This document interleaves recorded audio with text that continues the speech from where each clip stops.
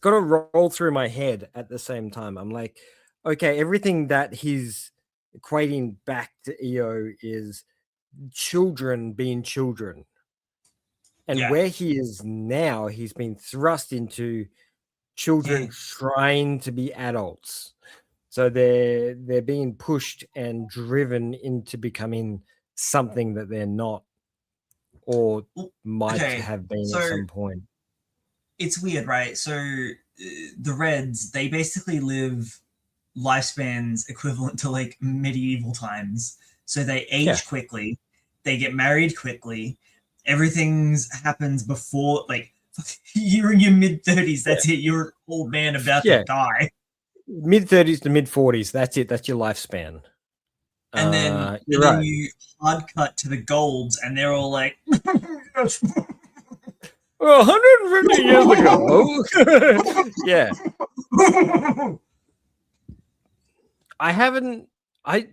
It's such, but yet they so put confusing.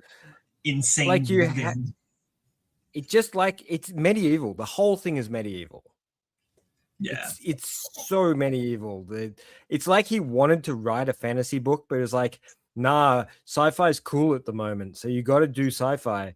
And he's basically planted sci-fi into medieval to generate some form of, like, I don't know. It's like this weird mix of things that are happening, and I kind of hated it at the start a little bit because of its pacing, and now that I've been introduced to a lot of the characters, like, who's your favorite the little goblin wolf man? Look, Severus is cool as hell, but I also like Bearman, the oh, what's his name again? The really big guy that overpowers everyone. Not Titus. No, not in Mars. On the other camp. Wait, the one that he crushed the balls of? Yeah, that guy. I really like Pax. I really like Pax. Yeah, he's pretty cool. His introduction's lame as hell, though. It's crazy. Every moment you see him, he's just like bigger than life in the book.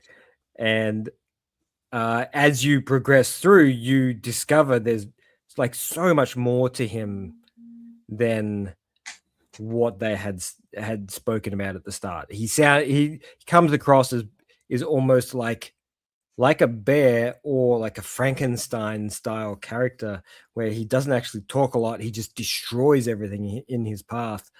But then you hear about his past and you hear about who he is as a person, and you're like, I get it. I see why you are the way you are. And the more our MC integrates with him and talks with him, and he becomes a important part of his internal social structure, that he's quite a complex and interesting character as it pushes along. So I actually like him probably the most so far, because he's got a lot more nuance to him than the others do. Severus is a very easy to read. He's a ninja. He's essentially, he wanted to put a ninja in a medieval environment. Just wait. His level of, there's more coming for Severus. Yeah, well, I hope so, because I kind of get the feeling that a lot of bad shit. No, look, man, a lot of bad shit's happened to this guy to get him to the point where he is. Yeah, as it is with quite a few of the characters, and it's man, he's done this on purpose. He's designed it so, he sets you up in the first quarter of the book. He's like, the golds are the worst possible. They are the worst possible concept of humanity encapsulated, and then he becomes one, and suddenly you're like, Ah, shit, they've got He's their why own. they like this. They've got their own social structure as well. So not all golds are golds. So Yeah, there's like there's 3 tiers to the golds, isn't there's there? there's 3 tiers to the golds, and then on top of that, even at the top tier, you've got the golds that do it for like power on the political scale, and then you've got those that do it in the power for war and physical gain. So there's two aspects for it as well in that area as well. So it's actually it's gotten way more fascinating than it originally came across as, I still which is think the good. first I'm 2 parts were way too rushed. Yeah, I was very upset that they rushed through that so quickly, and they kind of diminished he diminished the level of urgency and importance of the revolt itself. Yeah. And it kind of becomes more of a personalized revenge story as opposed to a whole restructuring of a political environment. Well, I mean, that's the bit that Dancer, I forgot his name for a moment there. Dancer like really pushes. He's like, "Don't do this for revenge, my boy." Oh, sorry, don't do this for revenge, my. Wait, that's even worse. Yeah. Potatoes. Yeah. Don't do this for revenge, me boy. There you go. That's close. Oh, that's even more offensive. You fucking leprechaun. That's all it is. I just hear Irish man in varying degrees of Irish. I know, and they are meant to be like the working class, and the best way to illustrate the working class is the Irish, right? So for Americans, like if you look at American history, Irish have always been the working class, and when we say the working class, we mean they're like the physical hands-on. Well, yeah, that's right. But that's just how the structure went. And because he's an American publisher or writer, he that's just how he sees things. So it's got no connection to like the proper Irish uprising and the Irish socio-economic and political positions that's had in the past history. This is more of a look back at the American history kind of environment. Oh, he's a little 1988 Colorado baby. Yeah, he's a Nepo baby, actually. Wait, what? Is he? Kind of. His mum's like a CEO of American Apparel, and his dad's like a bank exec. And no, yeah, he's never had to work a day in his life. Hey everybody, welcome to Read This Way, episode 129. Here is the beep boops.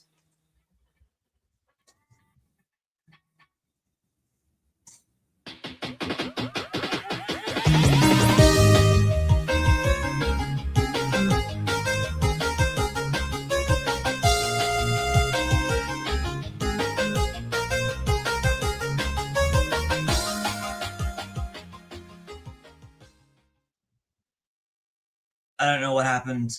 Did you lose me? Did I lose you? No, everything was on the screen and all the sound was going through. We just kept quiet.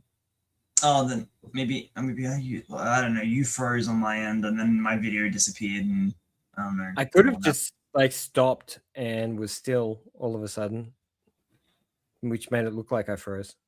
Maybe you're just thinking a lot and not interacting.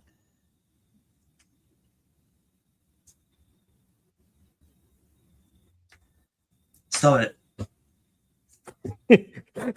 Can't help myself. I can tell when you're doing it. I know, Ed. You can tell when Logan. I'm still moving. It doesn't work. You can hear the background noise. It doesn't work out. My mic's too good. Stop it, Mike. Oh, his mum's a singer-songwriter. Yeah, look, he's a baby. and he wrote the book in like 2 months above his parents' garage. Like he was living at home. Though if you read the wiki, right, it's long ago already. Jesus.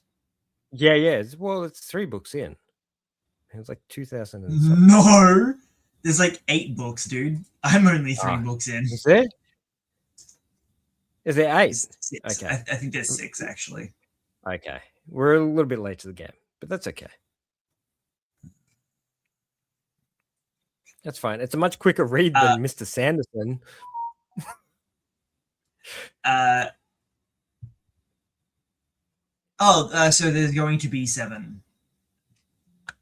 And that will be the conclusion to the series. We are talking about Red Rising. 7? 7? Who does 7 books? I know. It's a weird number. It's weird. Apparently slated to be released sometime this year. Whatever. I'm reading the first. Split into 2 separate novels. Yeah. Why? Just do a Sanderson. Publish a big boy. Yeah. There's no harm in publishing. It's on the Sanderson level. That's right. Was he releasing one of these little books every 3 years? Nah. Should be releasing 6, right? Yeah.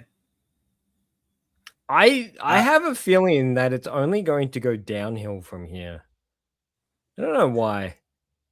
It is going to drastically change going into the next book. Yeah, no doubt. No doubt. I thought like them at school was going to be for a bit, but nah, it wraps up in this book. Well, yeah, because they're wrapping up, because they're there for like a year.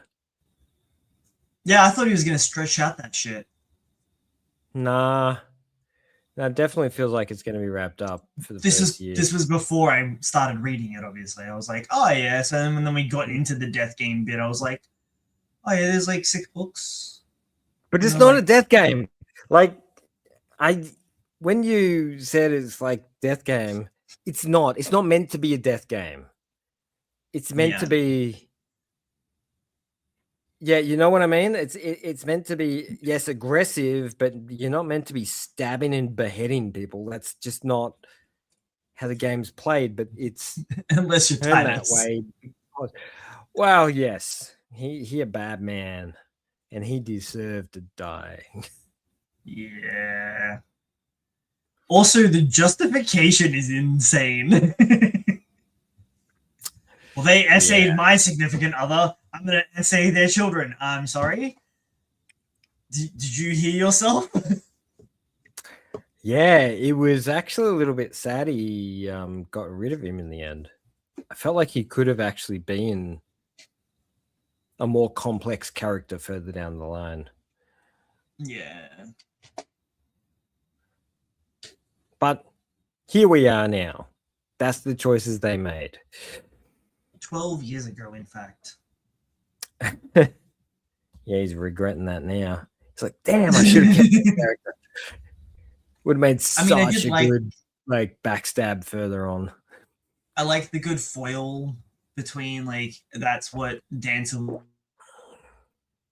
was warning against. Yeah, I get that, but it just wow, you got really good at freezing. I can't even tell this time. Yeah, you're totally frozen on the screen. You can stop moving now. Yeah, there we go. Spinning wheel. Do I keep talking though? Yeah. You stop talking. You go completely off the screen. I don't know whether this is me or you. I'm assuming that I'm okay. Like, should I? All right, I'm just gonna get into some news. Yeah, let's skip over. So when you freeze up, can you still hear me? Sometimes.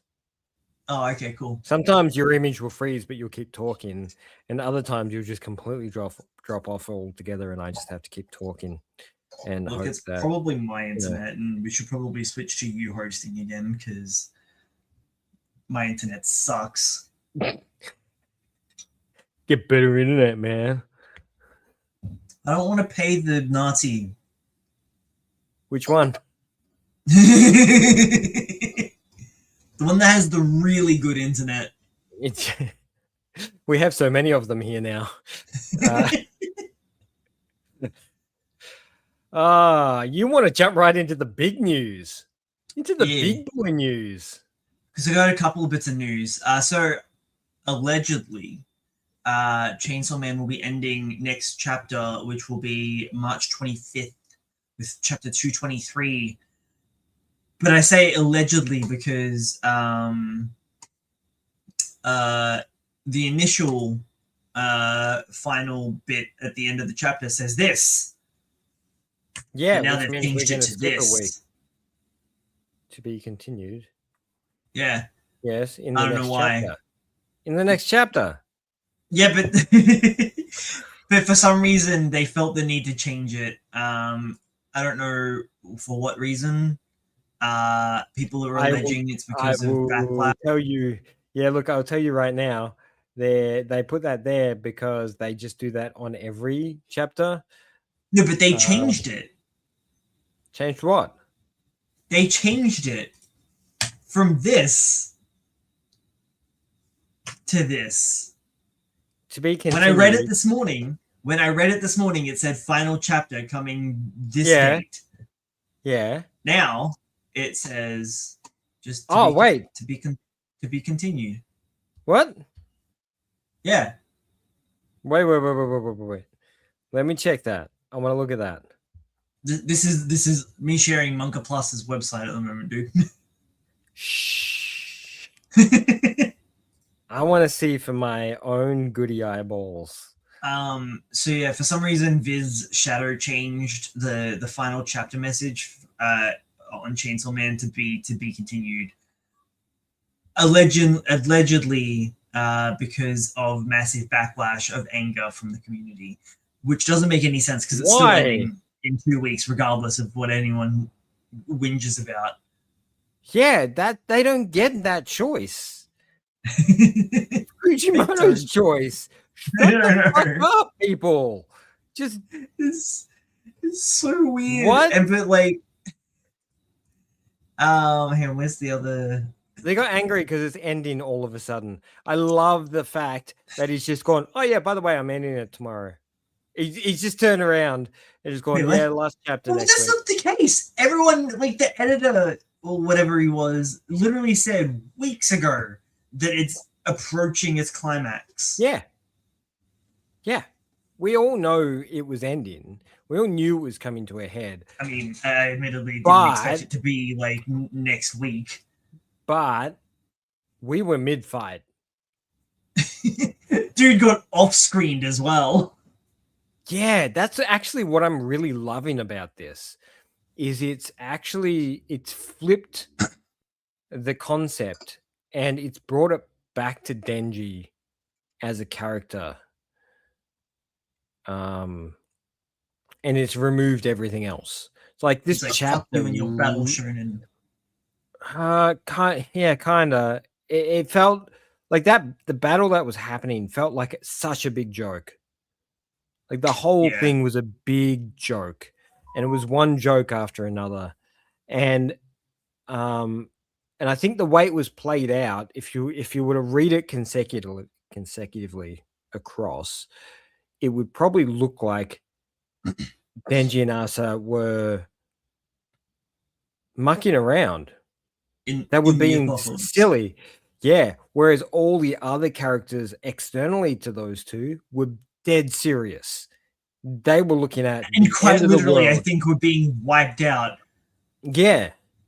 And it's come to a point. The chapter was really a lot more crucial than we really took it. Yeah, exactly right. It's like, oh, by the way, every devil in existence is coming for you right now while you're basically dead on the ground. Well, bugs.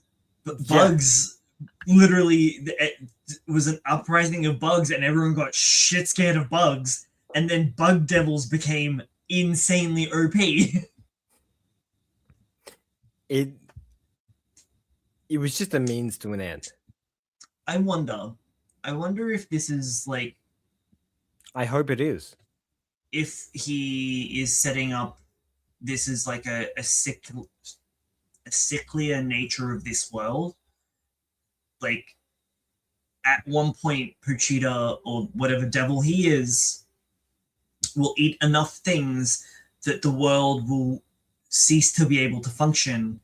Then Puchita eats himself, resetting everything, and then the cycle continues.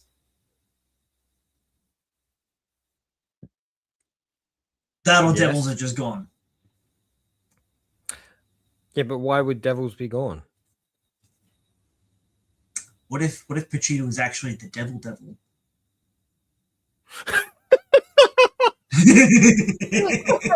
Oh, that is as stupid as that sounds. That is definitely something he would do. Like, he has noted in the past, because of Angel, the Angel Devil, people were all like, "Hey, Fujimoto, is there a devil?" And he was like, "It's something that I've been toying with for quite a while." And I wonder if he's been playing this all for fools. Book. Yeah.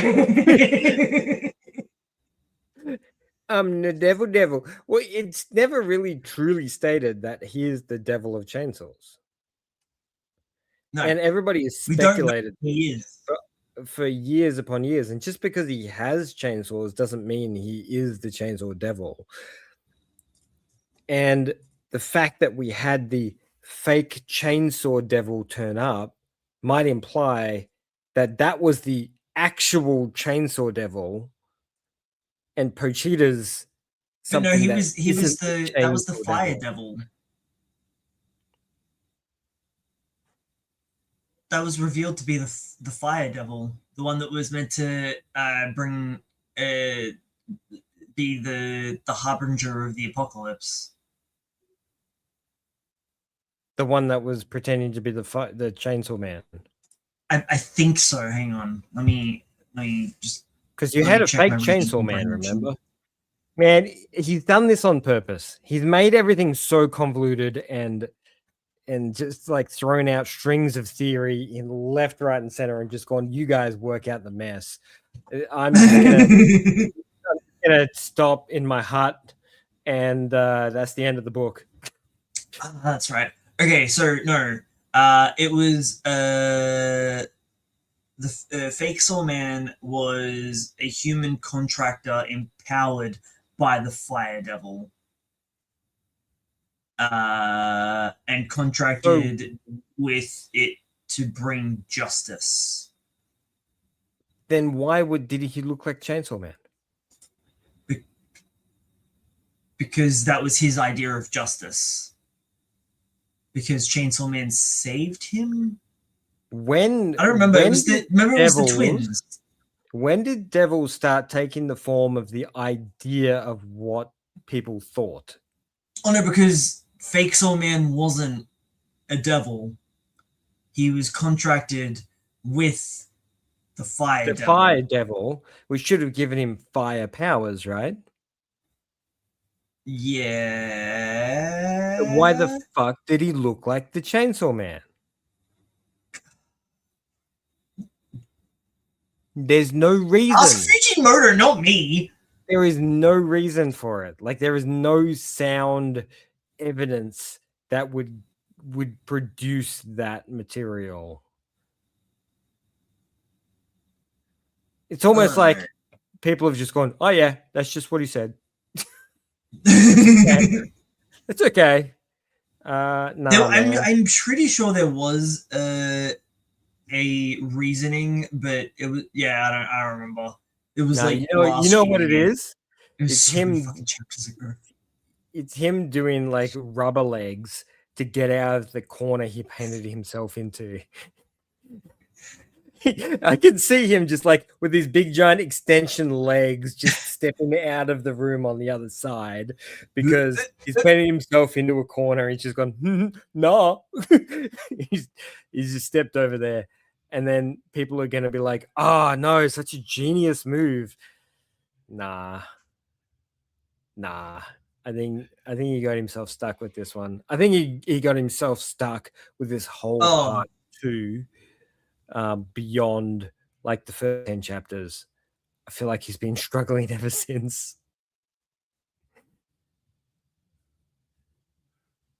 What do you got? You're reading something. I know you are. You rabbit hole in. Get out of there. So the twins saved the Fire Devil the same way that like other people have saved devils, and the devils kind of get attached to them. I feel like the Justice Devil has some like is in there somewhere as well, but I think the link between the chainsaws was like, you know, the firemen use chainsaws. No, they don't fucking do that. It was a stretch, but the twins contracted the Fire Devil, and the Fire Devil was like, let me do some shenanigans, and after Denji let one of the twins die and saved a cat instead, the Fire Devil was like, one of the twins was like, it started to formulate a plot to get revenge on Chainsaw Man, and masqueraded it as him through Fire Devil's powers or some shit. I don't remember. That sounds like it was the start of a plot that he never went through with. Yeah. I don't know. I really feel like he's compared to like the first. He's so done with Chainsaw Man. Yeah. Compared to the first part, this second part has felt so labored, so very like pushed. That's what I was trying to tell you when we were talking earlier today. Like part 1 felt very tight, concise, and that he had a plan to end it. And whether or not he wanted to, maybe he did have some other avenues he wanted to explore. But I feel like the magazine definitely wanted him to continue regardless. Yeah. And that's when we ended up with part 2, and then part 2 kept going, and he's like, well, fucking, I don't know. Like I said, he keeps painting himself into a corner, and the only way he can get out is by stretching the truth in some way to try and get out of it. And then he ends up painting himself into another corner. To be fair though, a lot of I feel like Chainsaw Man Part 1 was the best ending he's done. I mean, he's only really had 2 serialized manga really at this point.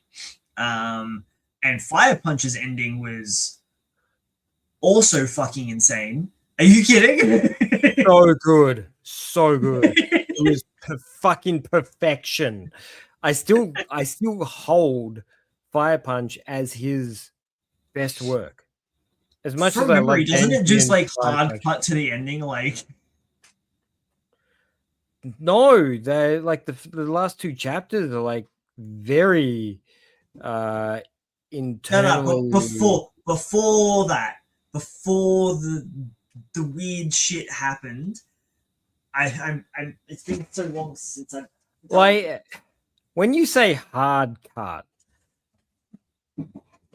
it's not. The whole thing was a lot of like film allegories. It's not hard cut. It comes to a point. It comes to a head, and that head leads to a story in unto itself, which he kind of skips through quickly. It doesn't feel unnatural at all.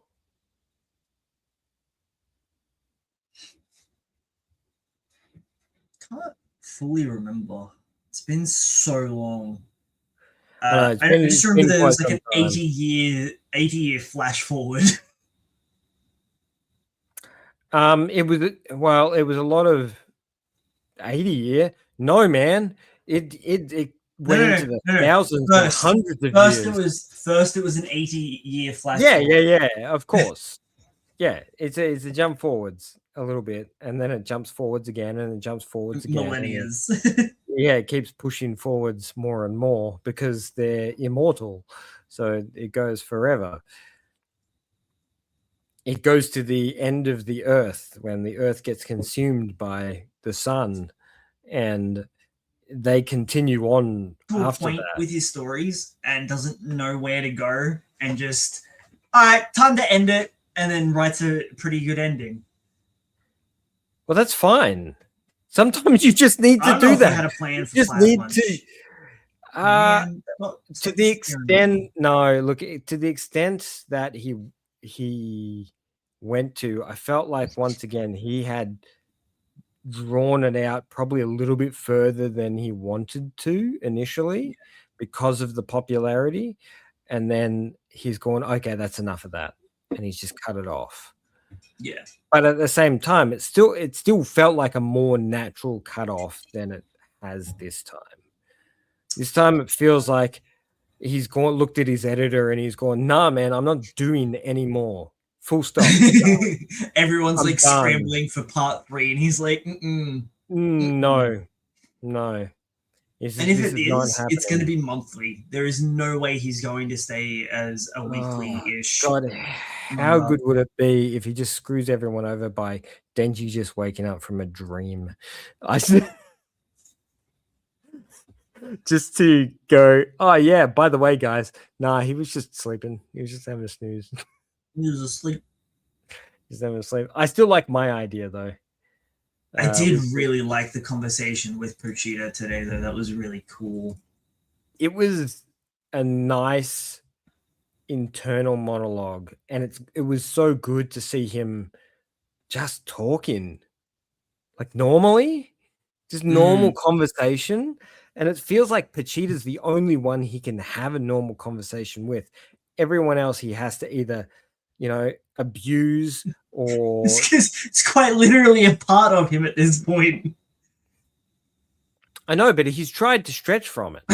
He's tried to become better, and he keeps trying to get better and try to be a better person, but he can't because he doesn't know how to.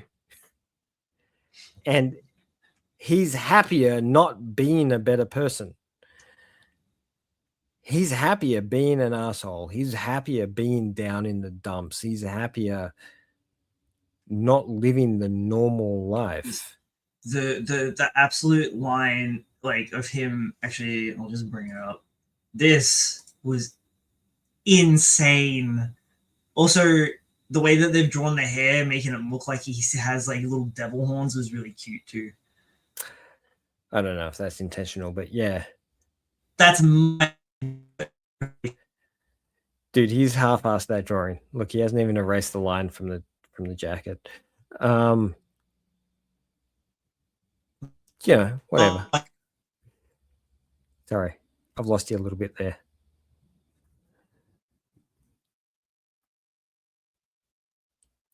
Yeah, I did like the whole rundown of Pochita telling him that he likes being the underdog. He'll never be on top because he can't be anything but the underdog. He has to be there because he just wants to be there all the time. He doesn't want to be out on top. So it's just how things have to be. And the way he just sort of, oh man, completely lost him now. This sucks. He needs to upgrade his internet. This is unacceptable. Now he's going to leave me to talk by myself. Well, I'm not going to talk about Chainsaw Man because I've had enough. Had enough, I told you. What I will talk about is is one shots because I read those and Brad doesn't read them as much as I do. And over the past week, we've had some real rippers of one shots. So we had Sushi Buster Kizamu, which was astoundingly fun. It was hilarious, in a matter of fact.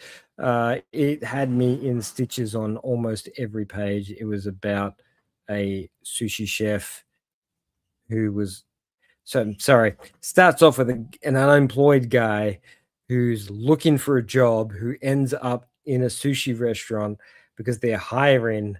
But the sushi restaurant isn't run by a regular person. It's a guy with like a swordfish head, which looks kind of crazy. And it's and he runs a sushi. He's back. There he is. He left me rambling by myself. God damn it! You know how crazy and weird I get. Yeah, it's Windows. Everything went to shit.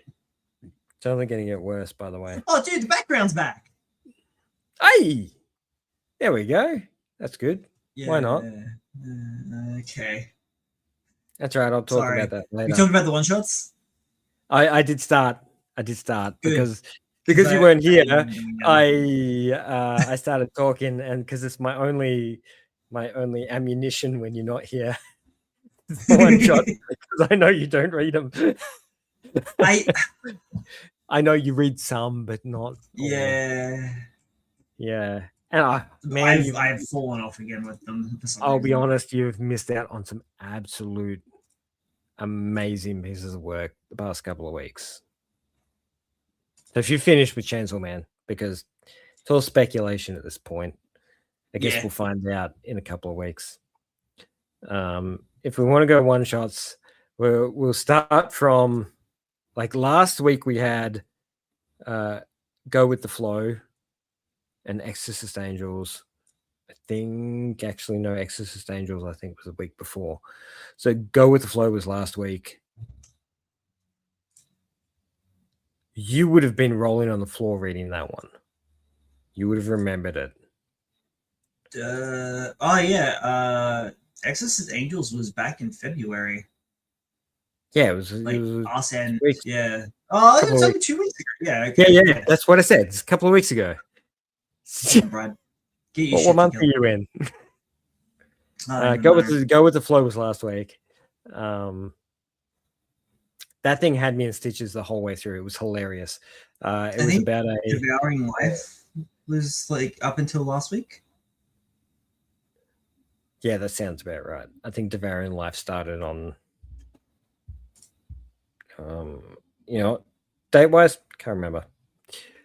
Simping Basketball, that came out last Thursday. So after. Okay, so I've read Go With the Flow, Devouring Life. I tried Crayfish Fishing, and the Memorial Portrait Artist. That looked edgy as fuck. It's not. Oh, really? It is, and no, it's not really. It's like it's a reflection on death and all that sort of stuff. Yeah, it's edgy and emo and. Well, kind of, but it's not like edgy. It's just internal reflection on. No, none of that happens. None of that happens.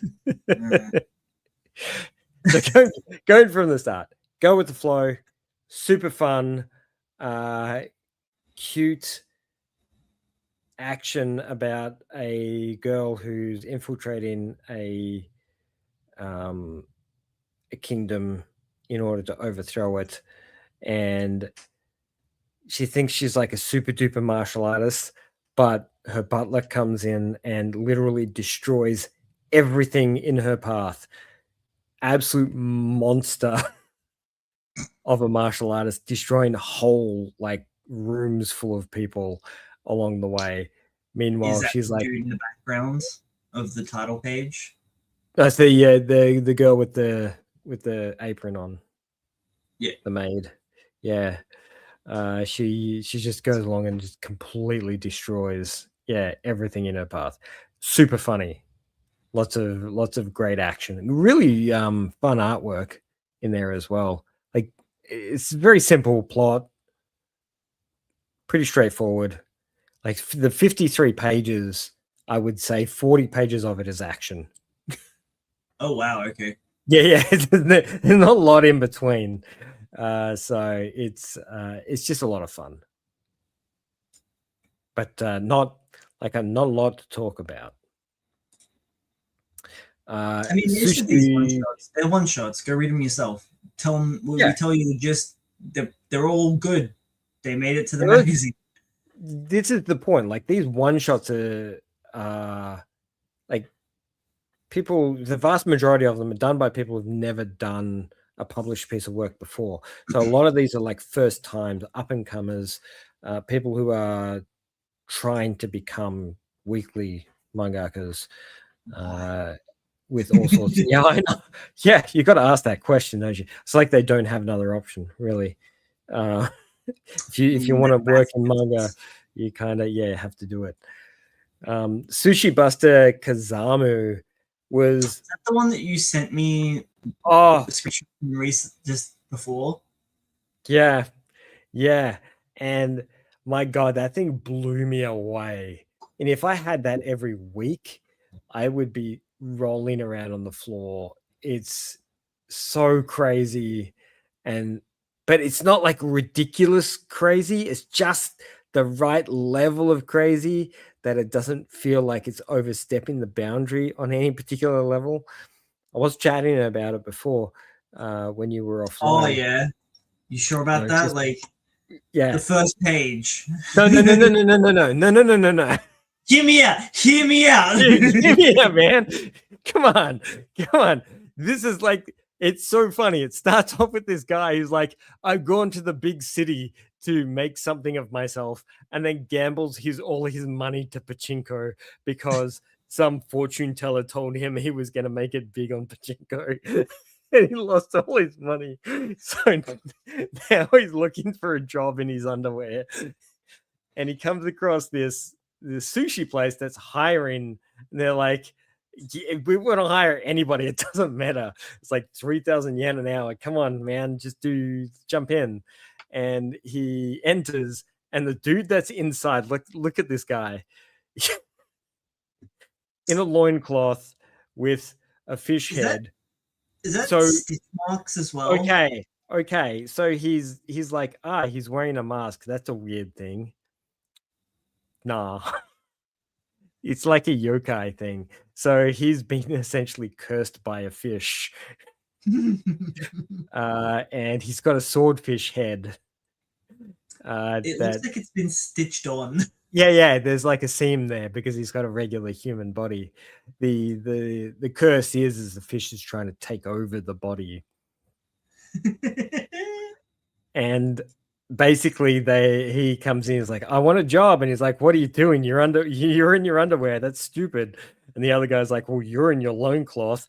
And then they like hit it off on the basis of the fact they're both in underwear.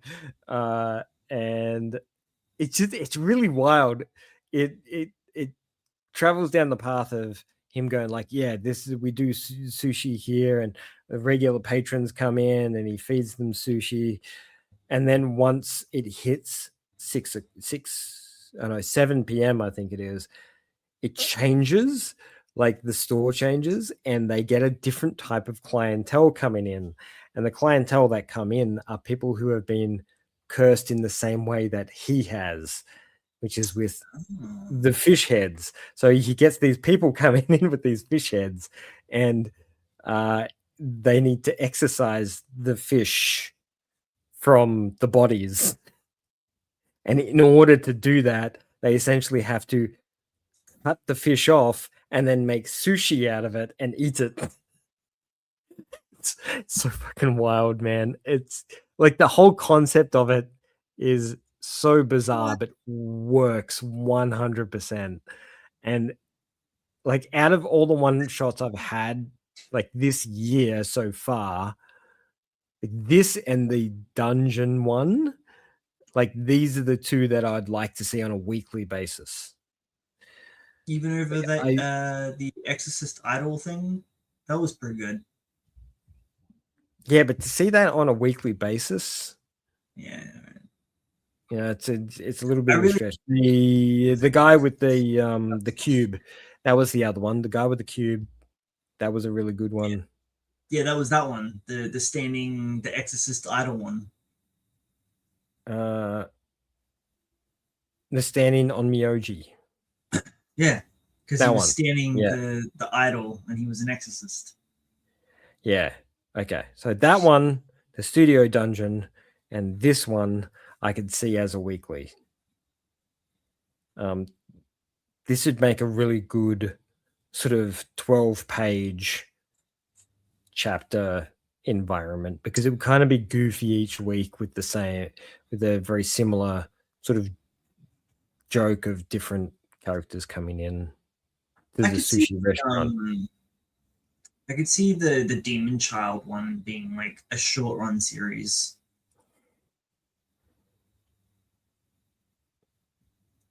As like a student rom-com action.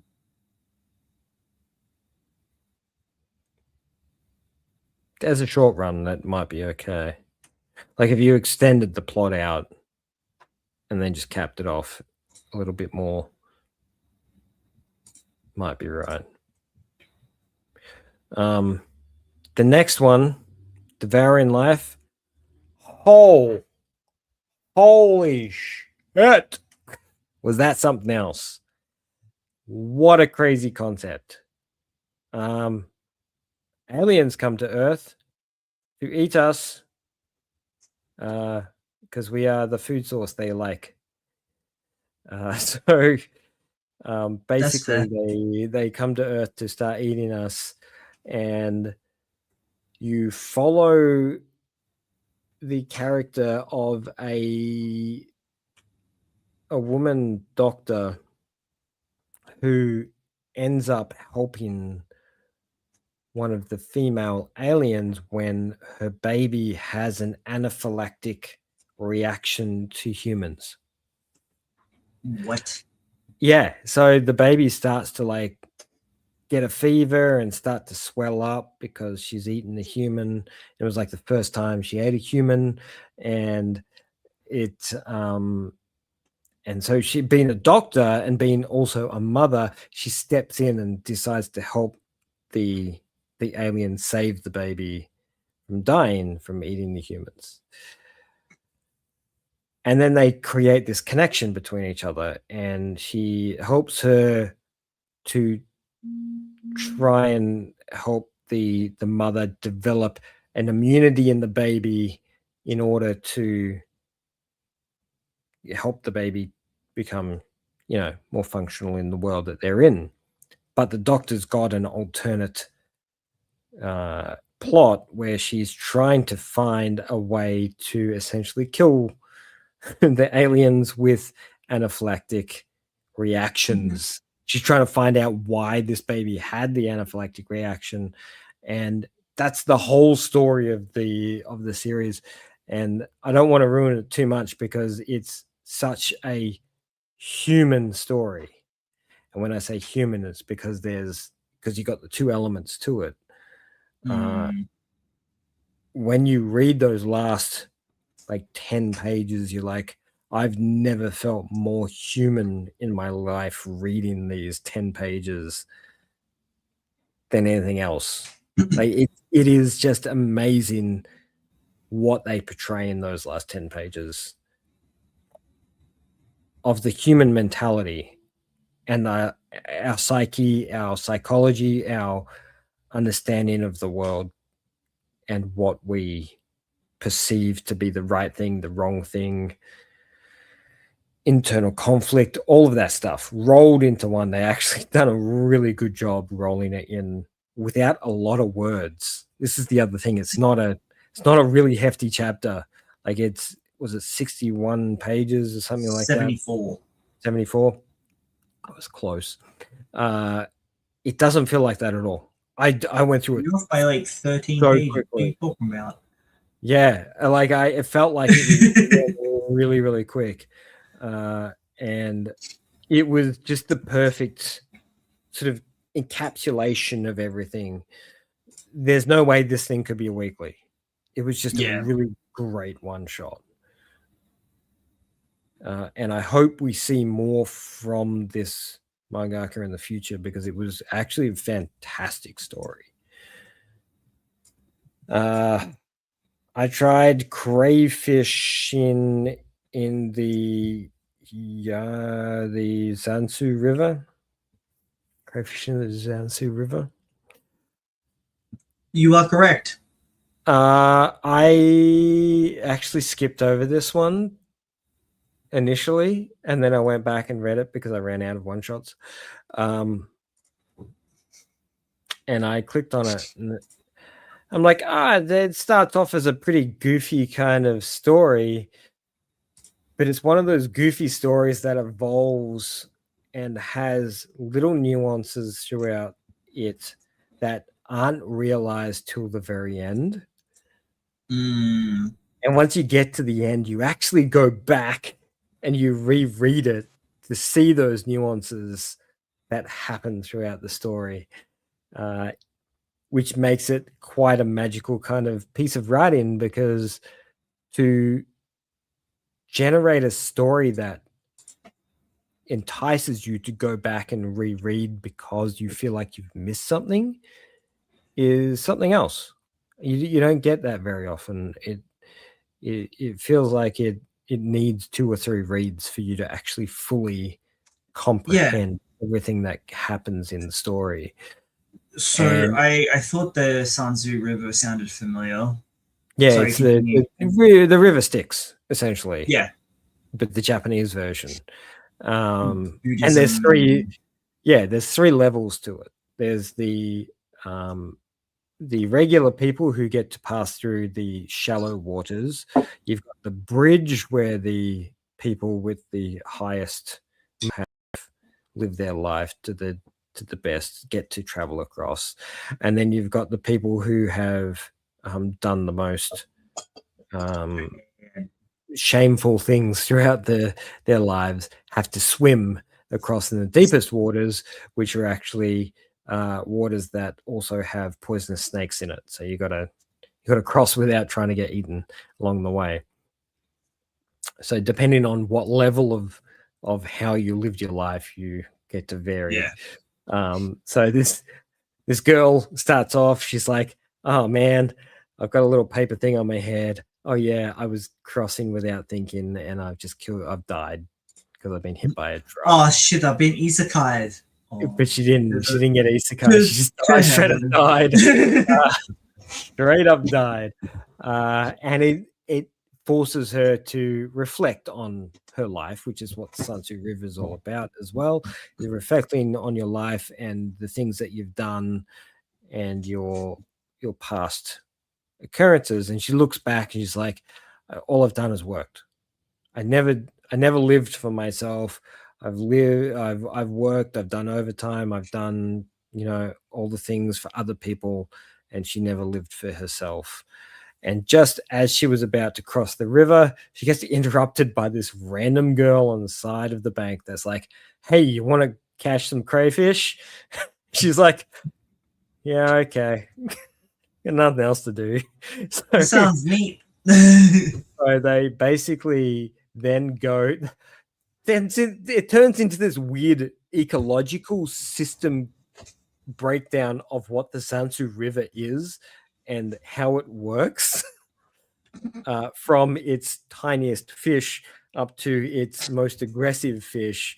It goes through this like ecological system and how they break down the sins of the people walking through the river and stuff like that. So it actually world builds really, really well throughout. And of course, the whole concept of fishing for things and working this stuff out results in the end scenario to the story. Once again, I'm not going to spoil it because this has got a pretty decent ending to it, and you should give it a read and not be spoiled when you read it, because it's super cute and it's wholesome and it's got a great story to it. So definitely give it your attention. Honestly, just from what you've told me, I feel like this is a very much a story that is don't take your life for granted type of thing. Yeah, it definitely is based on that kind of concept.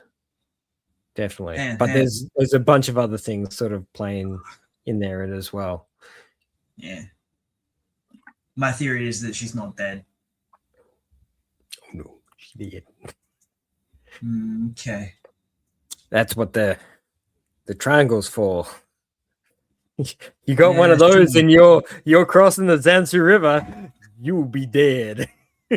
Yeah, okay. Yeah.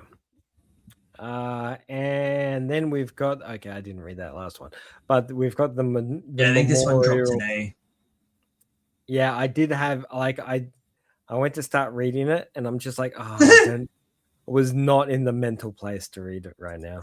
It's called Undercover Operation Need a Kiss. Yeah, and 3 pages in, I'm just like, I'm just not in the mood for this. It looks really pretty. Yeah, it's real glamorous. Very it's giving me Spy Family vibes. Yeah, it's got the same sort of page layout as Spy Family and character design. The Memorial Portrait Artist. Holy shit. Now, if you've ever lost someone in your life that you wish you had said goodbye to, oh boy, this is gonna hit really fucking hard. Who is the final goodbye for, though? It's not for the person dying. Very much. And that's exactly what this story is about. So it's about a son whose father has passed away, and the portrait that the father commissioned an artist to create for his memorial painting, the son is not happy with, because it doesn't portray the father how he was. It portrays the father how the public saw him. He was a mayor of a town, and everybody saw him as this great guy who went out and, looked after the area and said hi to everyone and helped everyone out. But when he was at home, he wasn't abusive, but he was verbal. He was very aggressive, especially to his wife. And being the eldest son, he saw a lot of this happen, which made him view his father in a particular way. Very stern, abrasive. Very negative way. So he saw his father as essentially a bad guy, something not to be, something to strive to be better than. And he, of course, grows up to be someone that moves away from home, gets away from him as quickly as he could. Now, there's also his mother and his younger brother as well that are in the household. So anyway, he goes to see this artist and he's like, hey, artist man, I want you to paint me a new painting, but I want it to look like he's essentially in pain or in anguish or angry, or how he used to truly be, as opposed to how the painting's done. So if you flip across, I think it's 1 or 2 pages, so this is the painting that he commissioned, which is just like a standard portrait, but he wants he wants an expression of suffering. He wants his father's expression to look like he is angry, essentially. Sucked on a lemon.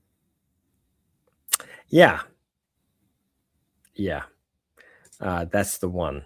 So he basically, the painter's like, okay, cool, I'll take the commission, I'll do it, but I need to go see your dad. Now I don't know if this is stock standard normal in Japanese households. Dead dude's in the house. Death viewing. Yeah. I mean, we kind of do the same here, right? Go a couple across. Yeah. I've been flicking through. There, like Yeah, that's not death viewing. Dude's in his house. yeah, Just dead dude in his house, in his bed. yeah. Cool. Yeah. Okay. Yeah. Is And this is the point it where hygienic? No, but this is where he pours everything out. So the son pours out, his whole past about how his father was seen as this amazing character amongst the community, but at home he was, quick to anger. He was, really, he wasn't like he never hit anyone, but he was quick to yell at people and berate for the them. smaller stuff. Yeah, yeah, yeah. And tell them that they're, not good enough and all that sort of stuff. So the mental abuse as opposed to the physical abuse. Uh, but the thing is he was kind of the way it pulls it off is that he looks like he's kind of bipolar. Like one minute he's like screaming at someone, and the next minute he's like, "Oh, great job! Let's go to the fair and buy some candy." It's just he sort of flips flops between the two, and it looks like the father's struggling internally with something as well. Uh, Now, during this whole process, like he can't say anything. When the father's passing away, he can't open up to the dad whatsoever. Yeah, So he's got this knot inside him that's tearing him up. So this is where it comes back to it's more about him than it is about the father. So he feels like he can't progress any further until he gets this weight, essentially gets this weight off his chest. Now the painter then goes back and he's like, okay, I've heard your story. I've done the viewing. I'm all set. I'm going to go do my painting.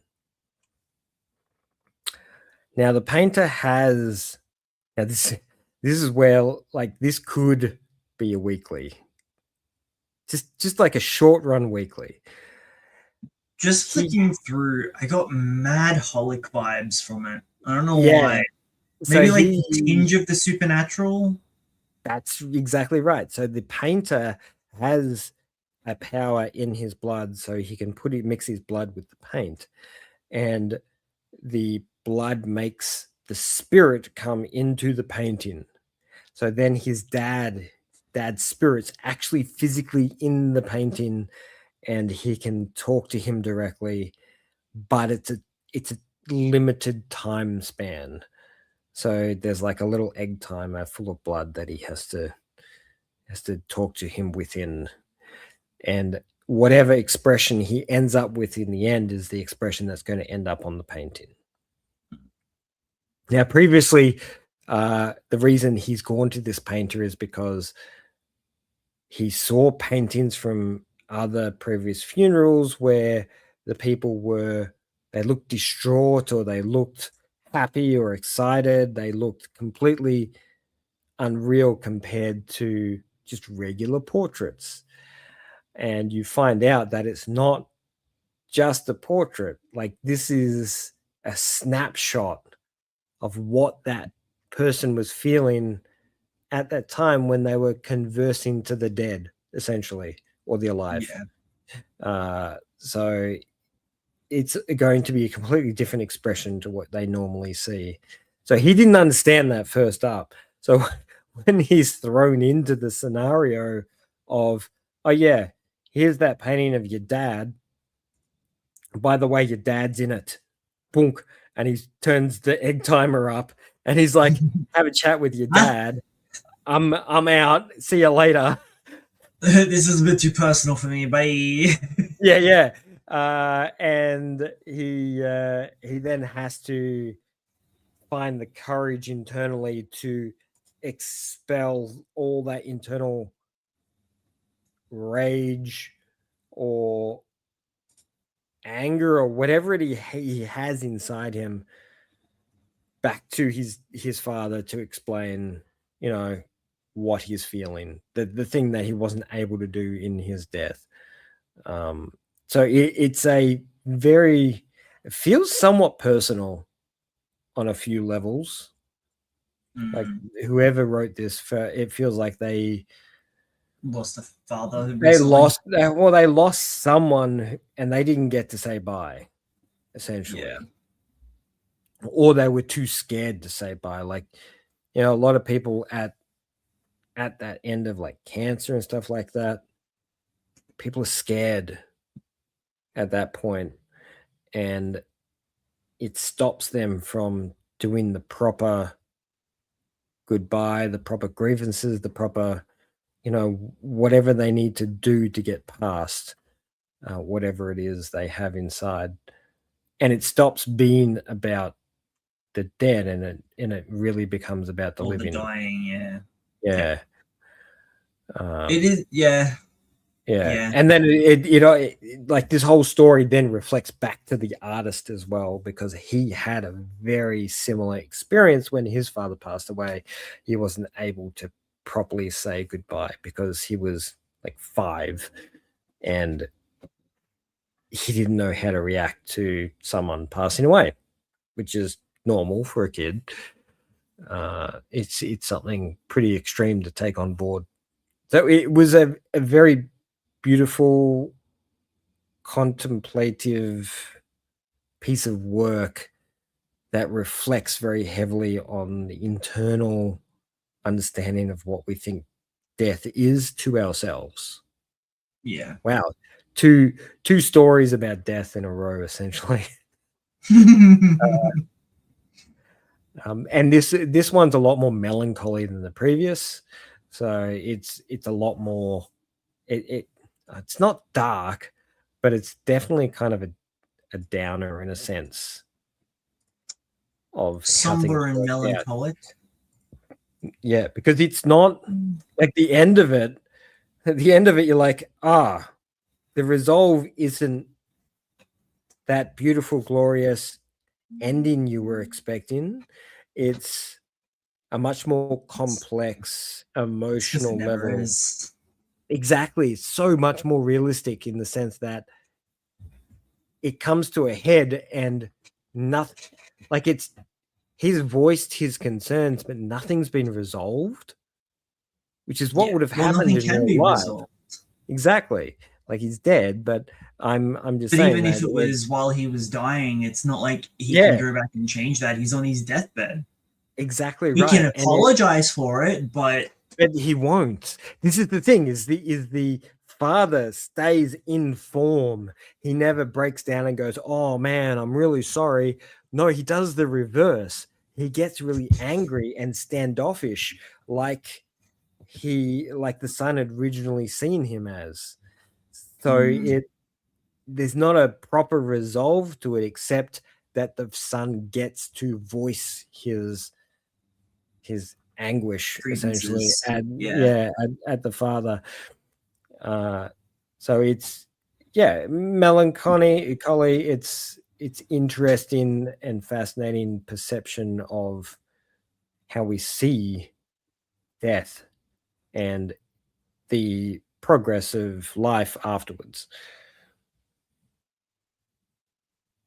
Man, Did you give read me any of something this? more enlightening, something more uplifting. Come on, man. Was There's that been so much, it's so was that the dark. end for the one shots? Yeah, I didn't read much of the Simping Basketball one. It was Did you read didn't any get of this one? on music. No, no. What's that? No, it didn't. No. This one it dropped on the 8th, so Saturday. Sunday. Yeah, I don't read stuff on Saturdays and Sundays. This feels like it's got. Well, I mean, it starts off literally setting the stage for yokai shenaniganry. Um, this was the one that I was reading as I passed out while prepping for Oh tonight, yeah. Okay.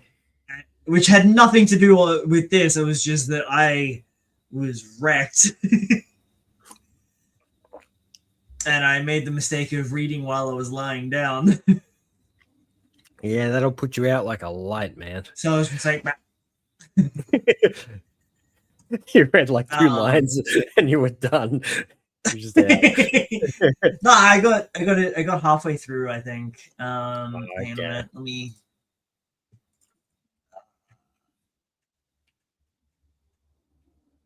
So the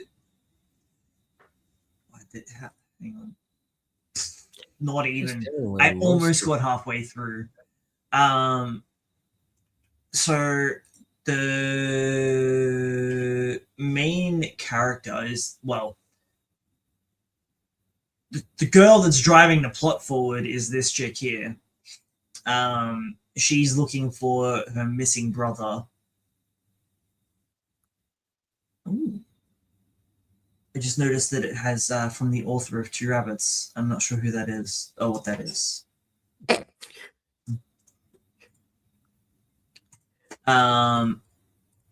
And we initially cut from her to this other worker that's doing.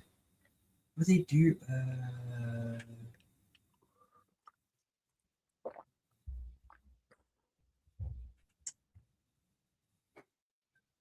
It looks like because there's a in this town. There's still a joint connection between humans and yokai. In that first page, it actually states that while creatures such as kappa and merfolk, who once existed parallel with humanity, are believed to have been driven out with the advent of modern civilization, towns wherein they might still live and coexist and still remain. This is the town. So they're performing some form of yokai ritual to kind of keep them at bay. And this girl who's riding her bike loses control, rides off of a cliff face and lands right on that barricade that is obviously part of the barrier. And big old yokai comes out of nowhere. And the other titular character is one of the workers, and she like gets out a nightstick looking thing and just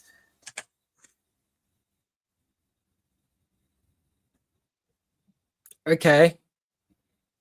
Didn't realize that sticks did that, but okay. Man, if you got enough electricity pumping through them, I guess it does.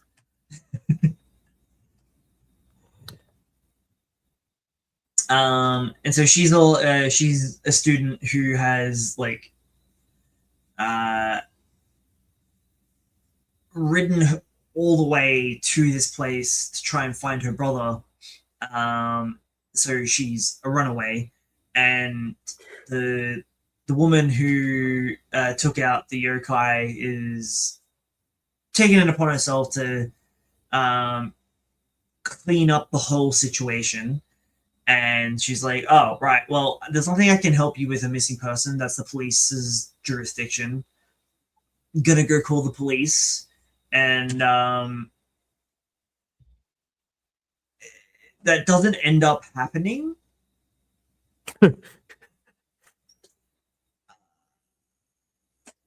Just cause? I can't remember why. Oh, that's right.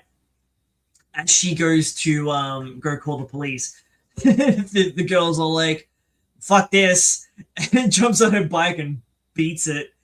And there are little tiny kappa tadpoles, which are really cute. And so this girl, the worker, ends up taking the girl in, at least for the night. And that's kind of as far as I got, to be honest. The girl chucks a tanty. She takes her into her house. And then when she's enters the house, she literally starts going through all of this young woman's things and shaming her for her lifestyle, telling her that there's nothing in the fridge. You might as well just unplug it. All her meals are instant meals, and then your underwear is so boring. Like, really invades her personal space. But also all of the interactions with the yokai around, the little cappalings refer to this girl as the mermaid princess. Okay. Yeah, so I'm not 100% sure what's going on. But I feel like this girl is not who she says she is. And then when she's like being given one of the instant curry dinners, she's eating it like it's the best thing ever that she's ever had. And the whatever worker she is, she's like, wait, come on, it's just instant food. Like, come on. Get over it. But yeah, that's about as far as I got. And I do want to finish it because I was pretty invested before I passed out. Okay. Yeah. Sorry, I've skipped through. I'm a pretty big sucker for yokai stuff. Then you should be right. Yeah. But I think her brother might be dead. Page 54 is interesting. Is that the one with him with all the goopy stuff on his face? Yeah. That looks cool. Yeah. It's got a real Junji vibe. Yeah, it does. So the summary for this one is pretty much what I've already told you. Cool. Never mind, I'm not going to read it to you.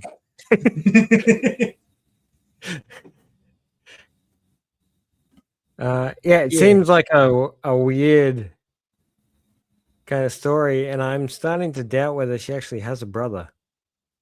So it's called Mizunoke, a modern tale of mysterious water dwellers. Yeah.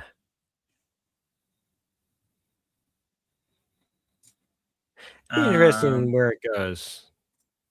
I hope they lean into the horror. Yeah, that'd be sweet. I feel like it could. That'd be cool. Yeah, I feel like we could really do with something like that at the moment, where we've just had a whole bunch of horror stuff finish up. So, it'd be nice to have it come back into the fold again.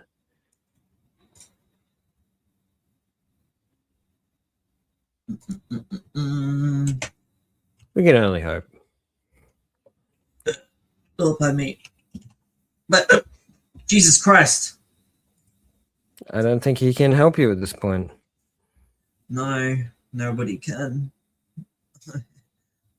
Monsters, drama, fantasy are the tags that it's got on Manga Dex. Righto. Well, let's hope we see some more monster. They don't even have the other thing listed here. That kind of sucks. Because the two rabbits thing. I was kind of hoping Manga Dex had the other work, but it does not. Enigmatica had a really cool second chapter. I'm really looking forward to this every week now already. Like, good God. I was a little lazy. I haven't read that one yet. It's another chunker of a chapter. It's like 49 pages. I always forget that you got to like 50, shave off 2. Yeah, 40. The way yeah, that 49. Got the ads at the end. The way that they do it. Just as cinematic as the last one. Like, yeah, they must have some chapters banked. It's the only thing. It's the only reason I can think they could keep this up. Yeah. Oh, so good.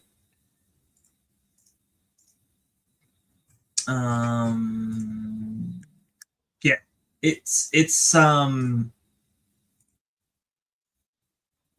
probably the one that's making the most impact on me so far. and I'm really interested to see where it goes. This is the other thing. Like, despite the very, very interesting cinematic component to the artwork, the story is intriguing as hell because they're not relying on a gimmick. It's like a proper spy thriller kind of environment. What are the other new serialized? You've got multiple different kinds of Unhinged with Roadstar Driving School. No, man, it's not unhinged. It's completely legitimately like straight. I like that you can pretend you can't even say that with a straight face. It's so good. Like I'm you know me, I'm not huge on gag manga, but this thing is a completely different level. Like, it's not trying to rip off other series. It's got a completely original unhinged component to it that nothing else is doing at the moment. It's wild as hell. And the way they just take everyday ideas and just like explode them in the most bizarre directions is just so weird. Have you even seen this guy? I don't know. No, and this is the thing. You just keep getting these random people like popping up in the series, and they'll just like jump up and say something, and then suddenly the narrator's like, "Who the hell's this guy?" And the narrator is so fucking hilarious. Like, I can't wait to see this thing animated because it is just going to be the craziest voiceover work we've had in a long time. Surely enough. Yeah. What have they done? Oh yeah, we have looked at their other stuff before. It does look familiar, and it's nothing that we've seen. I just realized that there's been a Trojan X chapter dropped as well. I didn't see that before. Yeah, I saw that just as we were logging in before. I'm like, I don't have time for this. Class of Brains is still going weirdly good. Trembling Right Hand, again, breakneck pace. Surely this is a short run series, and it's just like go go go go go go go go go. And they can't keep it up. No, and they shouldn't keep it up. Yeah, exactly. Like, the readers are getting exhausted. I'm enjoying this thing, but it needs to be like 60 chapters max. Not even like. If they had have gone actually gone with proper pacing for like that suspense, yes, 60 chapters. But this is going to be like 16. It does, it is unrelenting and nothing lingers. No, it's go go go go. Let's move on to the next thing. It's such a weird way of doing a thriller series. I don't know, man. I do like the way it's moving. I don't hate it, but it's weird. Yeah, it's trimmed all the fat. Like, any of that subtle component has just been removed. It's just, let's not dwell on anything. Let's not go into nuances. This is just thriller. Next thing. You know, what's the worst thing that could happen? Going in line with that trimming the fat metaphor, it's like when a bodybuilder goes 0% body fat and only focuses on one thing, and they get dumb as fuck in every other aspect of their life. Because your brain needs carbs. It needs that's fat. Right. Yeah. And this feels like that. Yeah. I would absolutely love to see this thing in live action. Yeah. How good would a drama be for this? It'd be No, just a movie. You don't need a drama. It's too fast paced. like a mini series, like 6 episodes. Dude, I don't think you like fully I know understand how the fast pace this thing is pushing. I know how quickly it's going, but I'm like, Have you read chapter 9? No, I haven't, but I don't think it's pushing like towards the end. I feel like there's more to come, like to ease out of it and to tease out of it. And I have a feeling that all this really fast paced stuff is going to end up in a scenario where it slows down quite a lot more to look into what's happening. It's a little dangerous shifting A the little? pacing. Yeah. Yeah, it is. Like if it has a following and people are really holding on to it tight because of the pacing, shifting the pacing to something a little bit slower would be incredibly dangerous for its popularity. But at the same time, in order to expand the series or to pull it out a little bit longer, you would have to slow it down. There's no other way. Otherwise, yes, you're right. Like 16 chapters, like 3 chunks. That's it. You're done. It's only 9 chapters and it feels like so much more. Like so much has happened in those 9 chapters. Well, I've read 8, but it's so much has happened in that span of time, and so many twists and turns. And are they? Aren't they? Is she? Isn't he? Maybe they're not. Maybe they are. Nothing's clear. Nothing is clear. It's like it's clear as muddy water. It's keeping you in the They're still dark. playing the who's Calon? You're Calon. I'm Calon. He's Calon. Yeah. Calon was the friend we made along the way. I still stand by the fact that he's Calon. He's got to be. I think there's got to be a split personality. There's got to be a Fight Club scenario happening here, surely enough. But then all the people working for Calon are trying to kill him. Are they? They're doing a pretty good job of making it look screwing with him. Yeah. Or maybe that's what he wants. That's like when he's Calon, that's what he wants. He wants people like putting him on edge all the time so he can maintain the story's sort of. But now the manga's suffering as well because he hasn't put in the script. So that's right. This is just, I have no idea what the fuck's going on. I really want to get back into this one. I keep forgetting about it, but I want to read that pretty shoujo yokai shit. Yeah. I haven't actually stepped into that one yet. I'll have to get into it soon. This is weird still. I don't have anything new to say about it. I'm good. This is also great. I didn't pick this back up. Fuck it. Alien Headbutt is crazy. What do you think lifespan wise? How far do you think we'll get?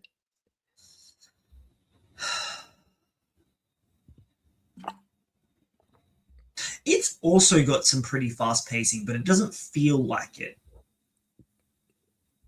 I feel like they could stretch it out a bit if they start dropping into backstories, which they often do. It's really going to depend on the popularity. Yeah, like if they start dropping into backstories, it's going to be another 16 chapter one that gets canned. Yeah.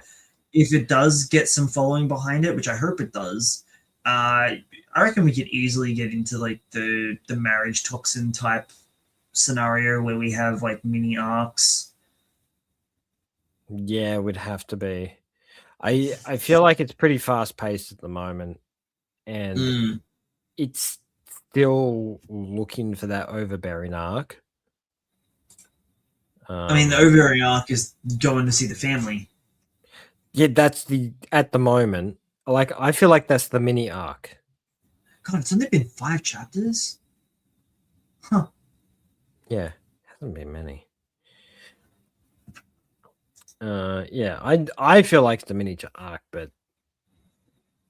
and there's more to it. It's just going to be collecting family members. That's each arc. Yeah, I guess. And then taking down the aliens, I guess. Mm, Maybe, who knows? yeah.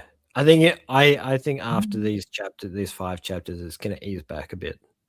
I think the pacing is gonna ease back. I'm really digging Kineto's magic still. It's Yeah. doubling down on the ensemble cast that's feeling very much like your fairy tales. I can't think. It's having fun with the characters. Yeah, I really like the new girl that they introduced last week, who's got massive mummy vibes. Her own words, not mine. But also she's massive. Holy shit, she is huge. Like giant lady. Did you read this week's? I'm just flicking through to make my memory go, hey. Like page 2, on the train, and he's just talking, and then all of a sudden the donut appears, and then she's forcing it into his mouth. And then the other guy's like, "What the hell are you doing?" And she's like, "Well, they were really good, and my motherly instincts kicked in, and I wanted to." And like while they're sitting down, it doesn't look like she's that big, but like, just here, she's towering over both of them, and she's hunched. She's hunched over. Like that is a very tall lady, and she's probably like one of my favorites at this point. And I like that all of them are insane to some degree. Not one of the guild members has been fully functional. Yeah. The only straight man in this ensemble of comedic characters is the main character. Which is a concern. Everyone else is insane. I like it. It makes a lot of fun. Makes a lot of fun. And if it lasts long enough, the characters will become a lot bigger and have more background. What did you do? I lifted my knee and hit the desk. At all. I lifted my knee very aggressively into the desk. With great vim and vigor. With much vigor and energy. Underdoctor is my wholesome read. I am really loving this series. It's just fun, cute. Characters are nice. Not sure where they're going, but they've added a new character to the cast, who's the assassin that was doing all the sign language. He's now their personal chef.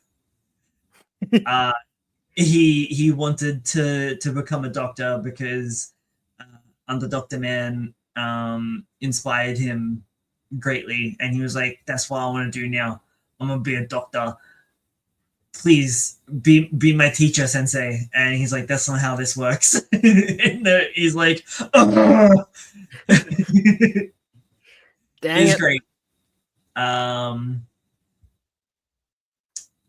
These are both fun for different reasons.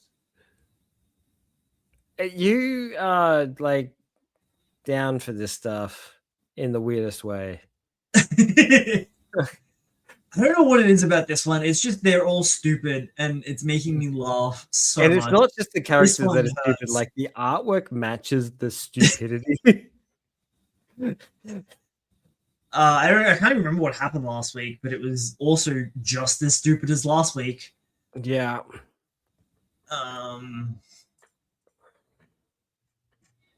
I can't read Happy.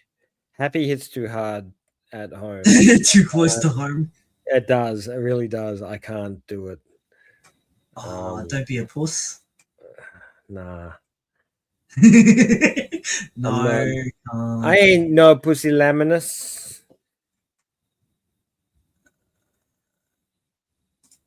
man, really can't gauge the rest of the manga fandom.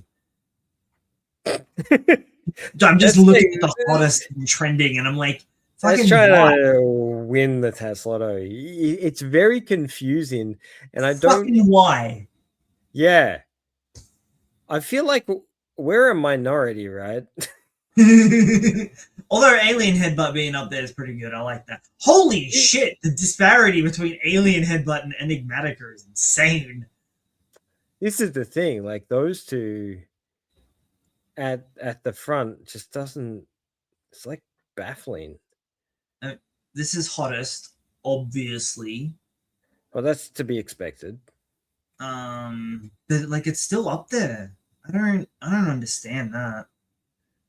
Sakamoto 6. And I'm like reading the comments for this, and everyone hates the main character. They're just there for the girls. They're there to hate it. Yeah, okay. But even the girls are like, okay. Good to see Witcher is still sticking up there too. Yeah, I'm glad that that's still up there.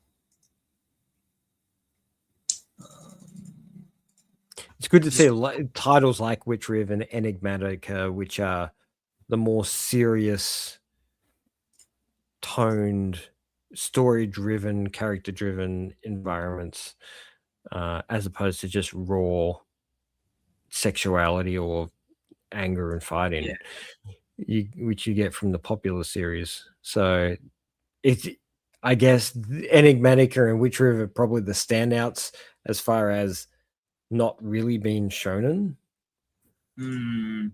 Well, I think. Hang on. Enigmatica is Young Jump, and I think. Oh no, it's Jump Plus. Jump Plus, which makes sense. Like, so neither of them are in the Weekly Jump magazine itself. It's interesting to see the one shots so high up there, which is cool. Wow, we've had some really good one shots, man. Did you read this one? This one just looks like Guna Bait. I actually didn't get far into that. I think I went to read it, and I'm like, I don't really feel like it. Yeah, like I literally, like, I stand by what I said. Yeah, like the title alone just made me go, no, I'm good. And then it's got like sexualization of children. I'm like, nah, I'm down. I'm not down for that. I'm good. Give me. Oh, but they're 18. They're legal adults. Look at the first like 3 pages. Yeah. Yeah, not they're children.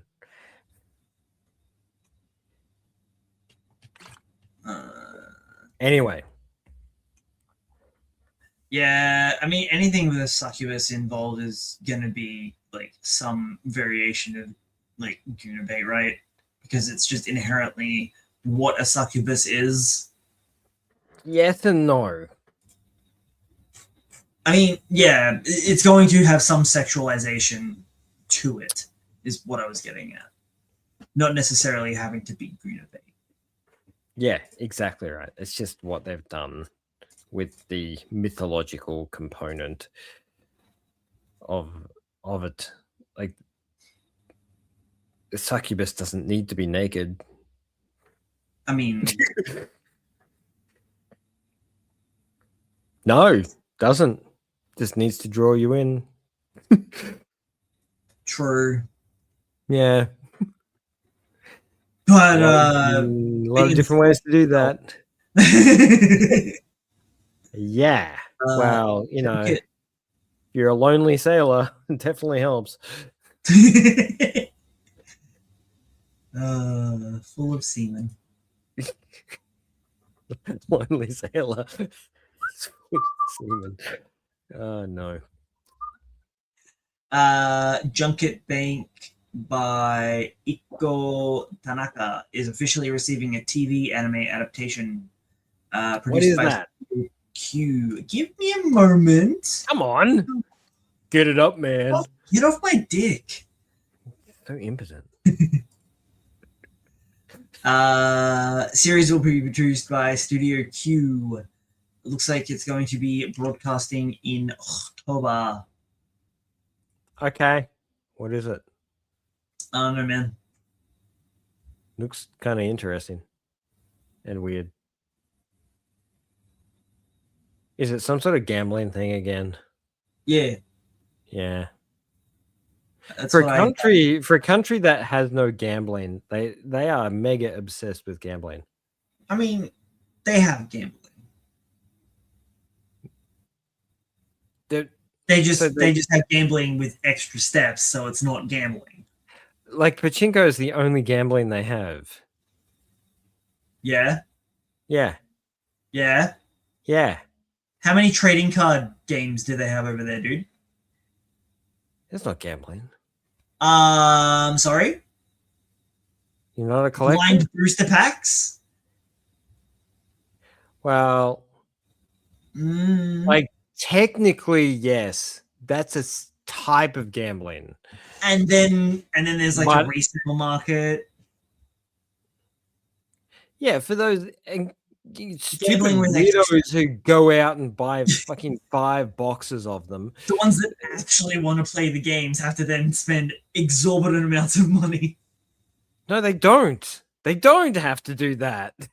Well, if they want to get the cards that they need to build their decks, they feel they need to. I feel like everything has just gone over the top. Yes, agreed. I'm not saying that's good. I'm just saying that that's where they're at. It's not a good at. It's a bad at.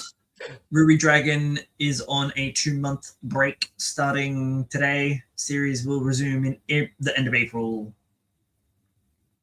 Man, how cool was that? Like, why? Ah! How cool was that statue of Ruby Dragon I see? That was really cool. Yeah. That's crazy that she's got figures like really already. Like the series has been running for a while. It's got 5 tonks. Yeah. And it's one of the most popular series of 5 tonks that have ever existed. It's got no anime. It's only got 5 tonks. It's insanely popular. Yeah, like it was a lot of fun for the first 15 chapters that I read before it went on hiatus. Never went back to it because we're terrible. It's got like 45 because it was like 6 months before it came back on again, and then I'm just like, I can't even remember what happened, and then I'd have to reread everything again. I'm just like, no, 15 chapters. I have to go again. Nah, I'm busy. Dr. Stone's Science Future will be starting its 3rd core, whatever the fuck that means. What does that mean? What the hell? Can't we just use seasons again? In April. April, it's back. It's the final season, yeah? The final season, part 3. Part whatever of the final season. They're doing an AOT. Mission Yozakura Family, Season 2, key visual. Bam. Every time I see this, I'm like, man, that looks crazy cool. And I never go into it. And I think the first couple of episodes or the first 15 chapters put me off. I'm just like, I can't do whatever this is. I don't know why. Yeah. But it looks cool. I don't know either. I read a bunch and then I stopped because reasons. I feel like Shinobi Undercover is doing it better. Yeah.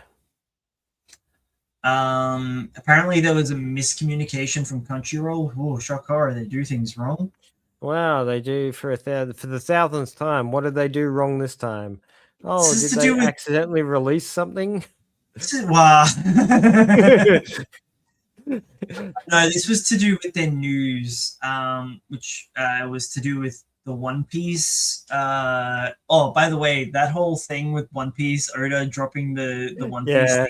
thing, literally in that video, in the description, it stated that after they finished filming, they pulled it up from the bottom of the ocean. It's not there anymore. It was there for like 5 minutes. Doesn't matter. The fans found it. No, they didn't. They would have though if it was there. They would have, which is why it didn't get left. Yeah, because they would have been at it within like a day or two. They would have known exactly where that is. It was really funny. I did see a lot of people being like, even if people find it, you know what we have to do.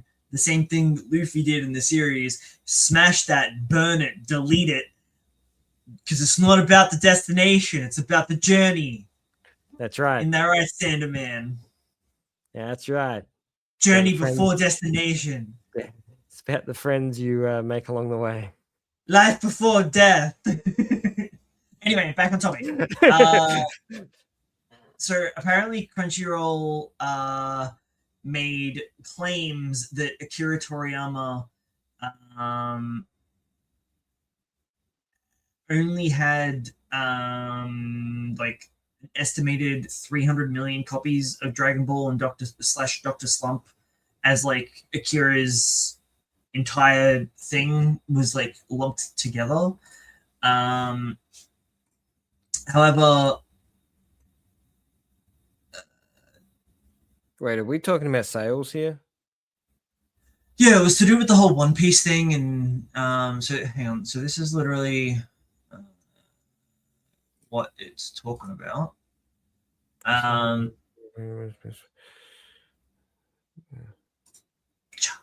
Oh, hang on. There we go. Crunchyroll has corrected its statement on Dragon Ball and Dr. Slump copies in circulation, as there's no verified source to claim any number close to 438 million copies.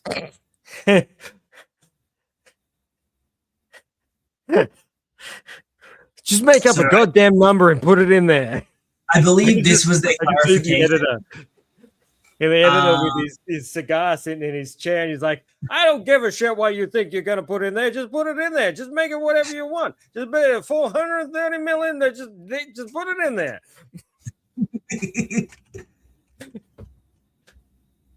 Sorry, that's my impersonation of the Crunchyroll CEO. Yeah, it sounds like J. Jonah Jameson almost. Yeah. I was going with that. So yeah, Crunchyroll spit and misinformation. For the sake of clarity, the latest and highest numbers reported for both works are as follows. Dragon Ball series, including all related publications, has a total of 300 million copies in circulation worldwide. Still really fucking good numbers. Dragon Ball, the 42-volume series, has a total of 260 million.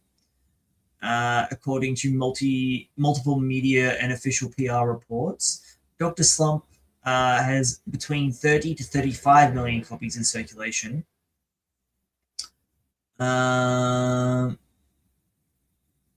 about it. It's just Crunchyroll being dumb shits, essentially. That's the end of the story. JJK's finished again, teasing a part 3 because of course they can. Yeah.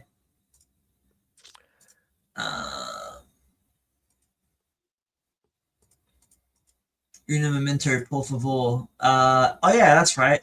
Did you hear about this? I did. This? No. What do you think the news is? What do you think it is? Don't, man. It's not. They're not. Yeah, they are. You want to guess? You want to guess what studio's doing it? No. Why? Why? It is perfect. They don't need to touch it. Yeah. I guess he likes money. They all like money, but it doesn't make sense why you would. They just make a new series. I don't know, man. But yeah, Tomorrow Studios is doing it. They're the ones that did Bebop, right? Were they the ones doing One Piece? Or is that the same studio?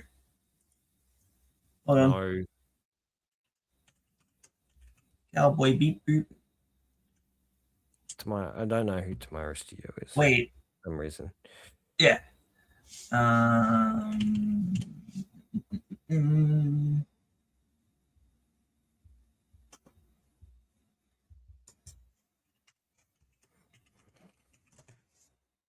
can't even type properly.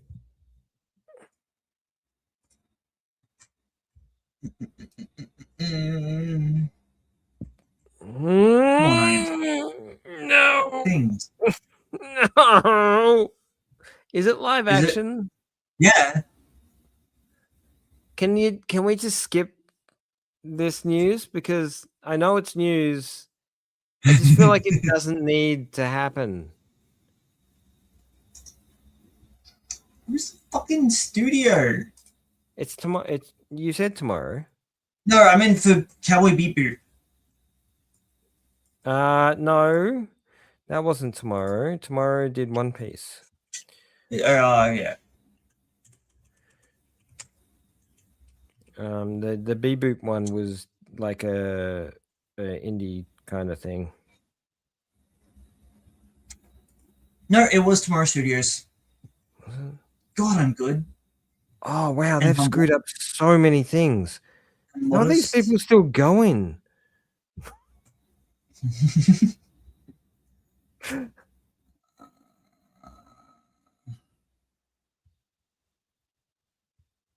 Okay, so who did One Piece then? Was it still Tomorrow Studios? Yes, it was. I'm not seeing it. What do you mean? It's like right there on their website. Oh yeah, no, I see it. Oh, but it's not just Tomorrow Studios.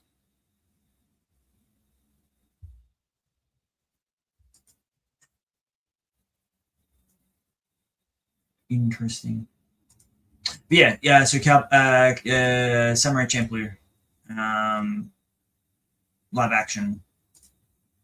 No, Probably gonna be bad. guaranteed. Also, Tomorrow Studios is American live action, so like, why? And I swear to God, if they cast like a whole bunch of white, why? I'm guessing that they are associated with Netflix. They are like 100%. Like it's just their studio because they only do like yeah. Oh, that makes sense. At you. Yeah, please. Body. Cool. I like this. Go away. Go Good away. soup. Go away. Go away. Also, cool. So before we get into the more bomber news, here's some pretty pictures to look at. Yay! Hey, the pictures. Ooh. So it has started. I have heard good things. I have not watched it myself yet. I won't know it's good until you watch it, because you'll tell me honestly. Oda has done a re-envisioning of one of his older color pages, updated with all the new crew, and the live action recreated the original one. That was included in the manga in Jump. That's it. That's the words. There's been a lot of cool collaboration stuff leading up to the release as well, and just like promo videos. The cute Mission Yozakuro family. See, how cool does that look? That's Shinobi Undercover. My bad. It could be the same. Yeah. That's JJKM's final color spread. I want to read it just for Sharkman. She no longer has cancer. What? I know. Surprisingly, he didn't kill off a whole bunch of people in this. It's really unlike him. Yeah. Thought he would have just totaled everyone. Right? That's it. If you don't want to get bummed out, leave now. But don't leave now. Like, comment, subscribe, and do all the other things first. Now let us tell you the terrible news. Well, it's going back into the Sugar Kukan bullshit.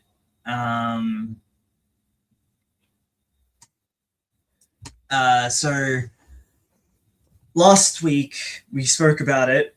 I then went into a really gross rabbit hole on Thursday, finding out what this atrocious human well, I don't even want to call them that because they are beyond filth.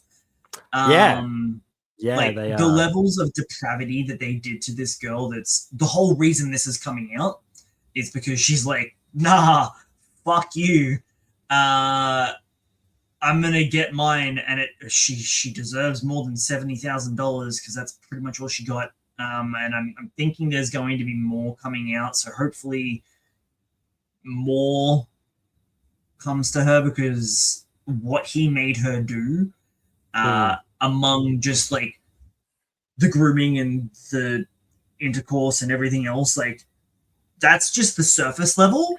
It's not even which is touching on horrible. Species. Oh my god. Now we did also find out that there was another sex offender on their books under a pen name, and we made reference to them in the video last week. It was the mangaka for Act Age. We do actually know what they did. Both are monsters, nowhere near on the same level. Now, the dude from Act Age, allegedly, he got a, I think, a 1.5-year sentence for sexual assault. What he did was still bad, like, don't do this. But after reading everything from the first dude, I was like, oh, is that all? Which, yeah, the list is a lot shorter. Well, okay, so I heard that he got jail time and then rehabilitation. And I was like, oh, so what he did must have been pretty bad, because Rurouni Kenshin author literally only got a fine and was back to work. Yeah. What this guy did was, I believe, don't quote me on this, but from what I found, was that he was riding past a school. I don't know what age group it was. Could be junior, could be middle school, could be, whoa. They were in high school, but I don't know what level. There we go. And he groped a schoolgirl on the chest. Was then immediately cancelled, went to prison, did his rehab, and then Shogakukan, he also went to self-publishing, or to like the forums that they do for the doujin type stuff. Yeah. Basically, your message. What are they called? I can't think anymore. What? It's just messenger boards, like Pixiv and stuff like that. So yeah, he was an author. He was putting his own work on this website for people to read. There was no monetary thing. It ended up getting picked up by Shogakukan under a pen name. Got another mangaka to illustrate it. So that's the second person that's come out that they've done this with. The current update on the whole thing, I'm just going to bring it up. So Yamamoto still has not apologized for sexually victimizing the plaintiff. The suit they're pursuing is to shed light on Yamamoto's crimes and prevent such cases of sexual misconduct by teachers from happening again. So, just to remind everyone, they were in a student teacher relationship as well while she was underage, and he was meant to be mentoring her. They said they cannot forgive Shogakukan, as stated in the title of the Bunshun article released March 6th. At the time, they told Bunshun they feel helpless, not that they hate Shogakukan. The directors came to their lawyer's office and apologized to the victim for their handling of the matter via a phone call on March 6th. They were able to have a civil conversation with Shoga Kukan. They do not want Manga 1 to dissolve, nor do they want manga artists associated with the app to suffer. They too enjoy Shoga Kukan manga and have been encouraged by manga. They don't want to see any further flaming of Shogakukan and preemptively state they do not want the Bunshun to be criticized either.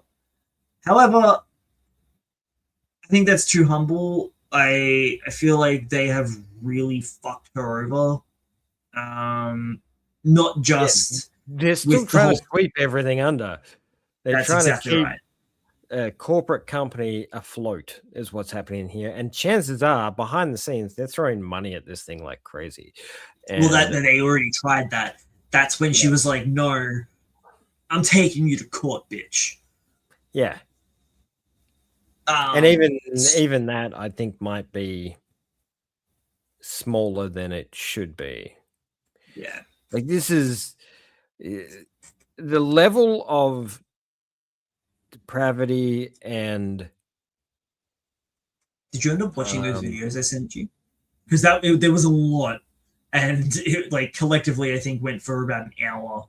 So it was like an hour of poison to listen to. No, probably not. I don't have time for like an hour's worth of videos. I think it might have been like 40 minutes, but still, that's a negative video as well. I don't necessarily. I see enough of it in the world as is, but yeah, I think there's enough evidence for this guy to be put away for a substantial period of time. I don't understand why he's still able to be in his position. I think that's the biggest issue, is that he hasn't been removed from his position. Did I thought the series got cancelled. Oh, but he hasn't been fired? I don't think he's been taken off the roster. Like they might have cancelled the series or put it on a permanent hiatus, as they do, while they sort this. Oh my gosh! While they sort this out.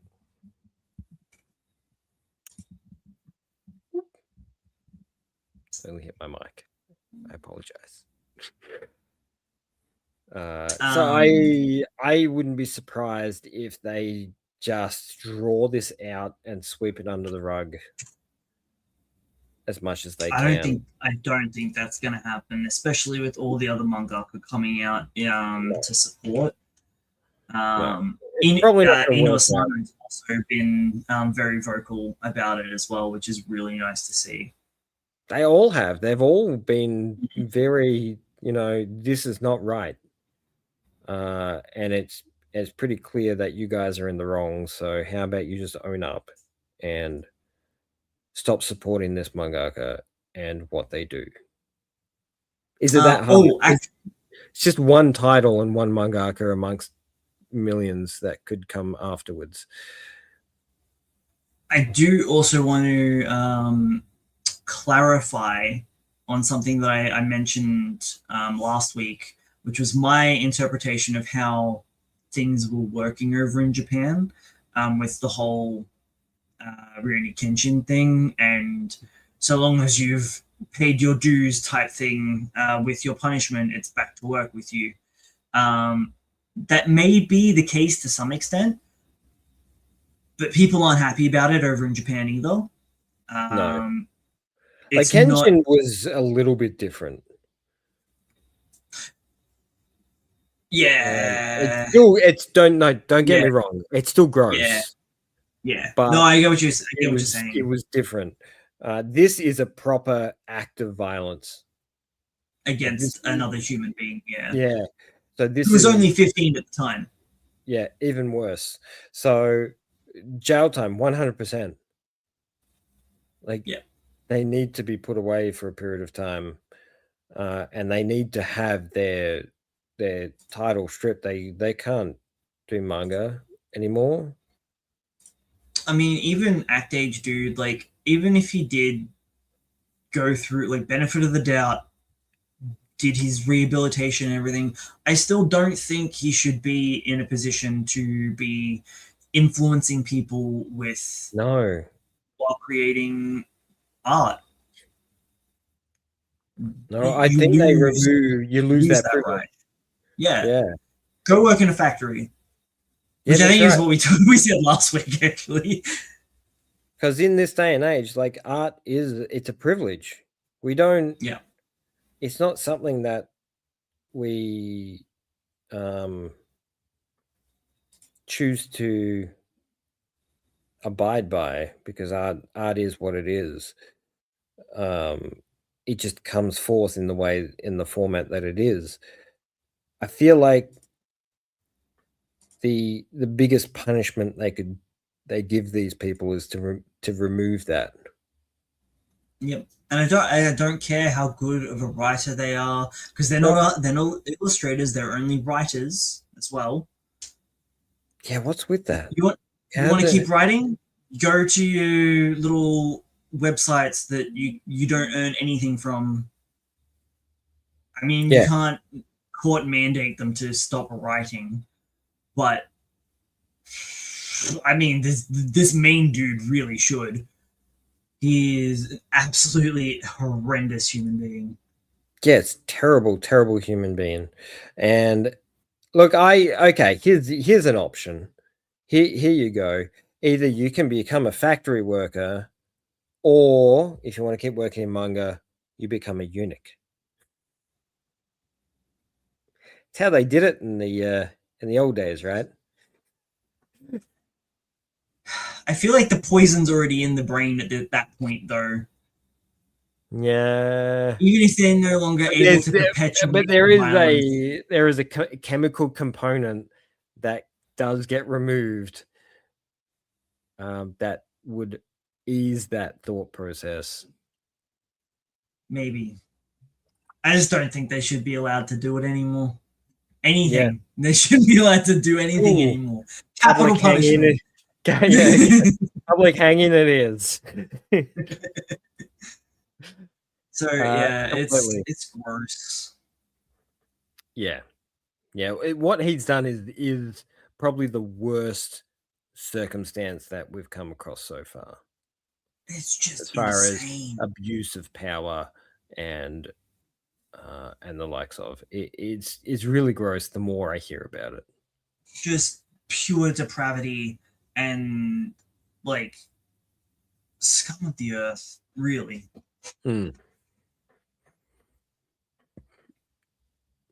I hope bad things happen to them for the rest of their life. They're very short. Well, yeah, do I want them to have a very short life or a very long life that's terrible? Where bad things happen to them all the time. Yeah. It's hard to decide, isn't it? Like in death, there is some form of solace. So, on another note of absolute stupidity. Yeah. The Evangelion short. That's the thing that got leaked, wasn't it? Yeah. So did you see the whole debacle and see what happened? No. Okay. I saw it in passing and was like, "Oh wow, that's a hot mess." Yeah. So basically, they did a showing, which was a very limited showing of this short film for Evangelion, which was the future of Shinji and Asuka, and they were strict, no recording, no cameras. They took phones off people at the front door, all that sort of stuff. But people still snuck shit in, and they still recorded the whole thing regardless. Now they started uploading these to Twitter, right? Getting it out there and making sure people saw. And of course, the wonderful people at I don't know who it does. Who is it that does Evangelion stuff now? Arno's company. Yeah, Are like, sure. hey, get to take our copyrighted material down. You need to remove that right now. And X are like, oh well, you've got to prove that it's your material, right? So some dumb shit goes, okay, we can prove that, and gives them like the 4K version of No. the source material. And of course, someone's hacked X, so they're keeping track of all these files going in and out of X, and they see this thing come across, and they're like, "Oh, baby jackpot!" So they've hacked X So and actually dumb. stolen the material, and now everybody's got the short film for free, and they've turned around and gone, "Haha, sorry, our screw up. We're officially releasing it on this date." No, that's not it. I mean, it's partially their screw up, but No, take it's Elon to court. I feel like this is a screw up on the fans, in the sense that, why are you fucking recording this? Why are you going to this premiere and recording this to put it on the internet? What are you getting from this? From what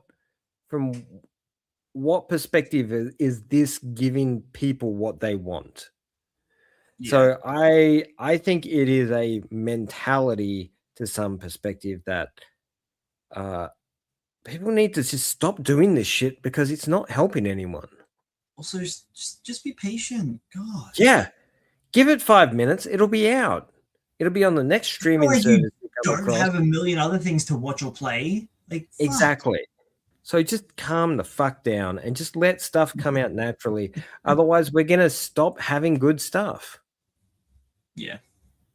We're just gonna get garbage. We're just gonna get AI junk, because they're like, oh, whatever. They'll just take whatever slop we throw at them, because that's what they like, which is happening a lot at the moment. So I would really appreciate it if people just calm the hell down and just let things come out naturally, and let these companies just make, like, some of these companies actually do need to make some money at some point. Yes. Like Arno's company is not big. It's basically an indie studio. Wait, so And he was the one that decided to do Evangelion again?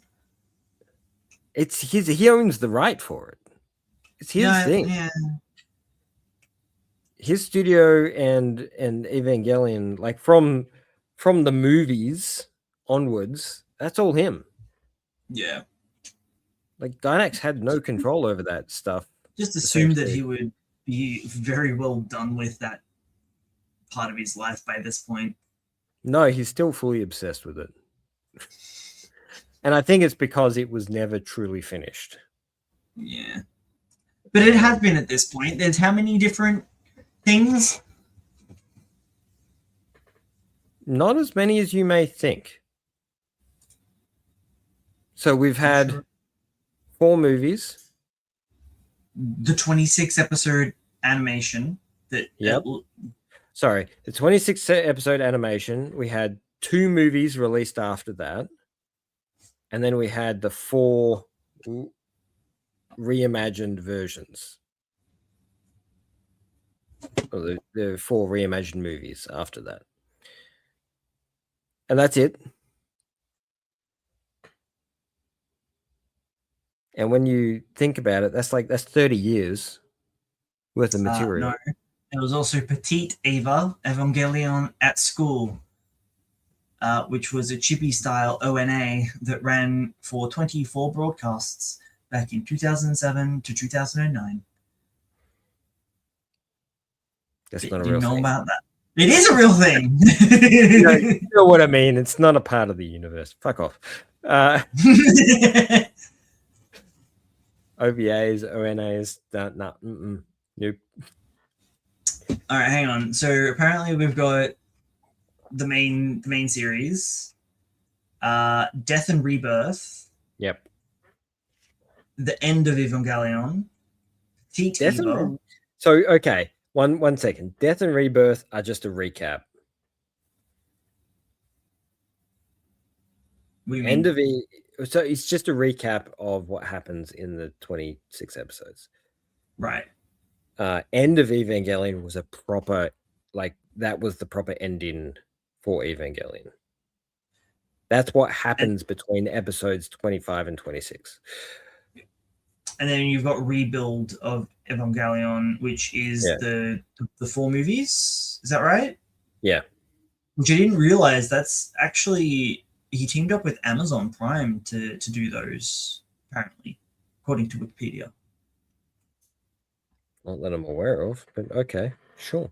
Then there's an anime series, which is the Evangelion 30 plus, which is this one that I'm assuming. This is the 30th anniversary. Produced by Cloverworks and Kara, which is his studio. Yeah. Not directed by him, though. Or script written by him. So, what is he actually doing? It's just his studio that's involved. And it's his title. It's his project. He's just giving it to someone else to do. And then there's manga and light novel adaptations as well. Yeah. But you're right. This thing's been going on for a very long time. But it's his thing. He hasn't done anything else. He's chasing that dream. You know what he's chasing? His studio did Kaiju number 8. Did and some. They did the 3D work for it. So all the 3D animation stuff in there was done by them. So they did the actual kaijus in Kaiju number 8. Right, which is making a lot of sense as to looking at their other works. They were actually involved in Shin Godzilla, Shin Ultraman, and Shin Kamen Rider, which they were uncredited on Kamen Rider and Godzilla, weirdly enough. Probably because they just did small amounts of work. Yeah. Weird. Anyway. Yeah. But but annoying news, no, that was pretty much it.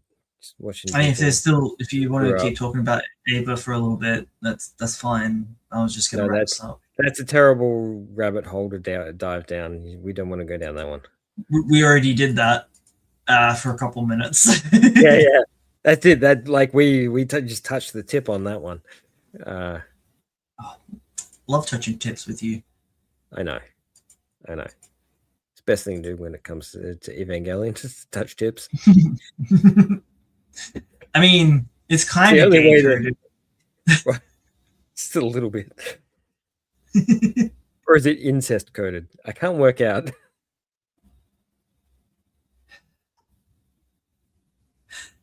The dude inserts into his mum.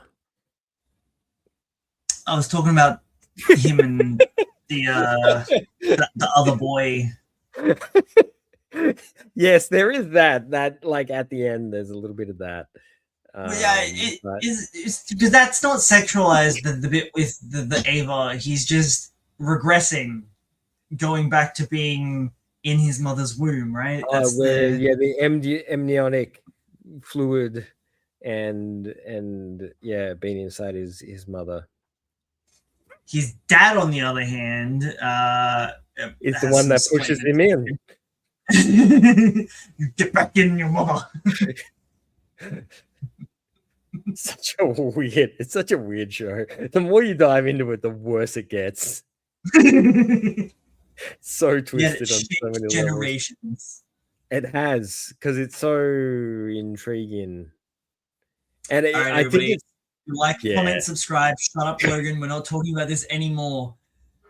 We're done. Yeah. Thank you for joining us. I'm sorry about the poison. We'll see you next week. I don't want to talk about it next week. We're not talking about it next week. No. Unless there's some significant updates where the dude's been hanged. Yeah. We're not talking about it next week. Or murdered, or the likes of. Yes. We'll stay away from it. Thank you. We'll see you next week.